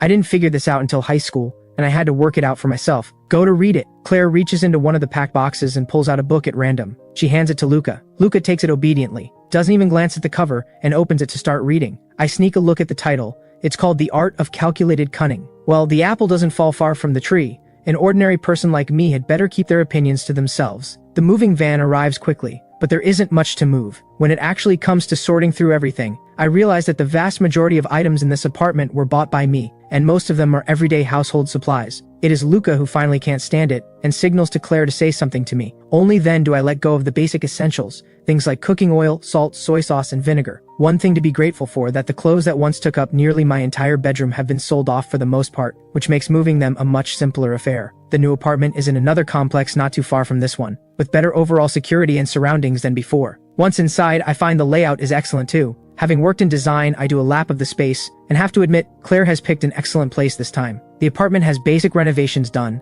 and the style is my absolute favorite, minimalist. Black, white, gray, timeless and easy on the eyes no matter where you look. Even the furniture has been selected as a matching set. Best of all, the balcony has a swing, which fulfills a wish I didn't even know I had, to sit on a swing and read whenever I like. Wow, this place is so much better than before. I love it. I like it too. On the other side of the apartment, Claire moves with those long strides of hers, directing the movers to put everything in its proper place as she goes. She glances over at the two of us, who are both clearly satisfied, and for just a brief moment her eyes soften. Then just as quickly she turns back to directing the workers. About an hour later, the movers finish placing everything and head out. I dig out the cleaning cloths I had prepared in advance, and wave one at Luca. Luca, time to put in some effort for our new home. I'll wipe the tables and sweep, everything else is yours. No problem. I'll do the windows and mopping. What about me? Claire's sudden voice makes both of us freeze mid-coordination. Huh? Auntie, you want to help? That's really not necessary. The two of us are enough. We can manage. The idea of his aunt doing housework, it has never crossed his mind and he has never seen it happen. The very thought of it feels deeply wrong to him. Yes, we can handle it. You can go take care of your own things. In all this time, I have never once seen Claire do any of this. I have to admit, seeing her doing rough manual work would give me a genuine sense of guilt. I'll do the windows. You two take care of the rest. She surveys the tall balcony windows that stretch almost to the ceiling, and assigns herself the task without further discussion. Before I can say anything, she takes the other cloth from my hand. I feel her fingers brush against mine accidentally,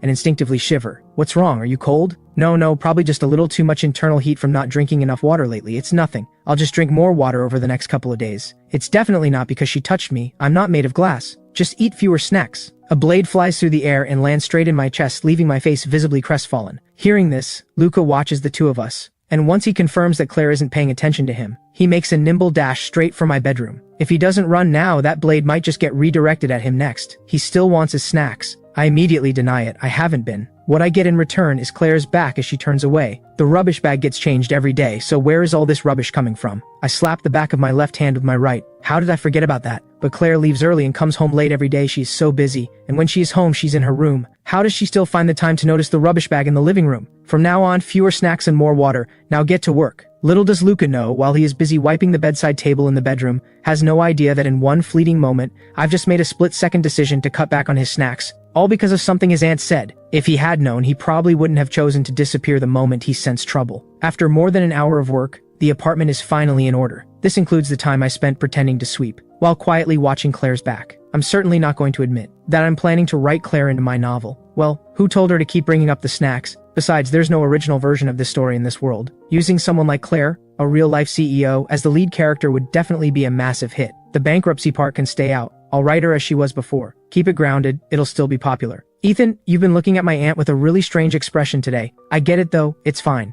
My aunt definitely won't mind. You're husband and wife after all, nothing to be embarrassed about. It's only right that you like my aunt. It would be a problem if you didn't. Isn't that what being married is supposed to mean? Liking each other? Could this kid be any more adorable? It's a close call. I nearly burst out laughing. Claire, on her way to the bathroom with the cleaning cloth, happens to catch our conversation and pauses with a thoughtful expression. Then she lets her footsteps be heard again and walks on in. Inside, Luca and I snap our mouths shut instantly, as though nothing was said at all. Once the cleaning is done, I find I'm not as tired as I expected. I decide to cook at home anyway. There's a large supermarket nearby, bigger than the one near the old place. Shopping will definitely be easier from now on. For now, I need to go in for a browse and pick up some vegetables and fruit. This time Luca comes along without any fuss, but then Claire says she wants to come too. I try to stop her. You really don't need to come. I can carry it all back myself. It's my first time going, so I won't be buying much. Just enough for today. I'll be back quickly. You've been working all afternoon. Go rest. If I don't come, how are you going to bring back snacks? Is this joke ever going to end? But I do want to buy snacks. There's nothing I can say to the wealthy heiress,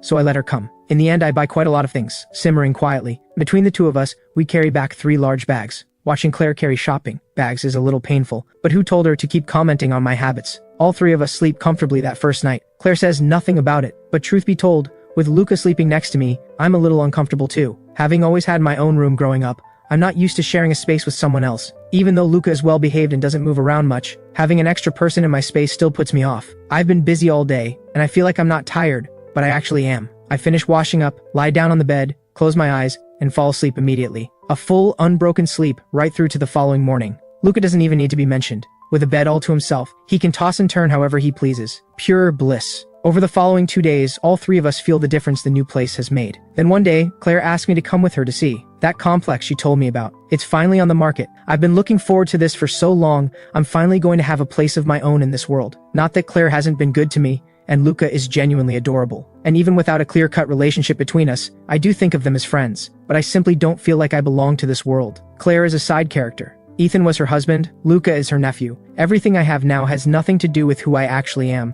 I'm nothing more than an outsider who wandered in, but a home changes that. With a home, I'll have a place in this world that is genuinely mine. Even if things with Claire eventually come to nothing, I'll have somewhere to go. I can keep writing, keep working as a freelancer. This would be my foundation, the ground I stand on. Of course, even without it, my writing income is enough to rent a place. It just wouldn't give me the same sense of security. The place Claire takes me to is a little further from our rented apartment. Property prices in this city are rising. There is no shortage of buyers. When we arrive, there is already a considerable crowd outside. But Claire doesn't take me through the crowd. She leads me straight through the staff entrance. She may be a fallen powerhouse, but when she appears, even without calling in any favors, people tend to show a degree of deference. The people here don't just show courtesy, they treat her like a VIP guest of the highest order. Following Claire, I experienced genuine VIP treatment for the first time. In the middle of a sales event this packed, we are taken directly to a private lounge. The decor is impeccably luxurious. The tea the staff serve is the kind I can tell is extraordinarily expensive just from the scent. Even someone like me, who knows nothing about tea, can tell that this is not cheap. We're just here to look at a property. Is all this really necessary? Do you know the owner here? This development is something Tina put together back then to silence her family.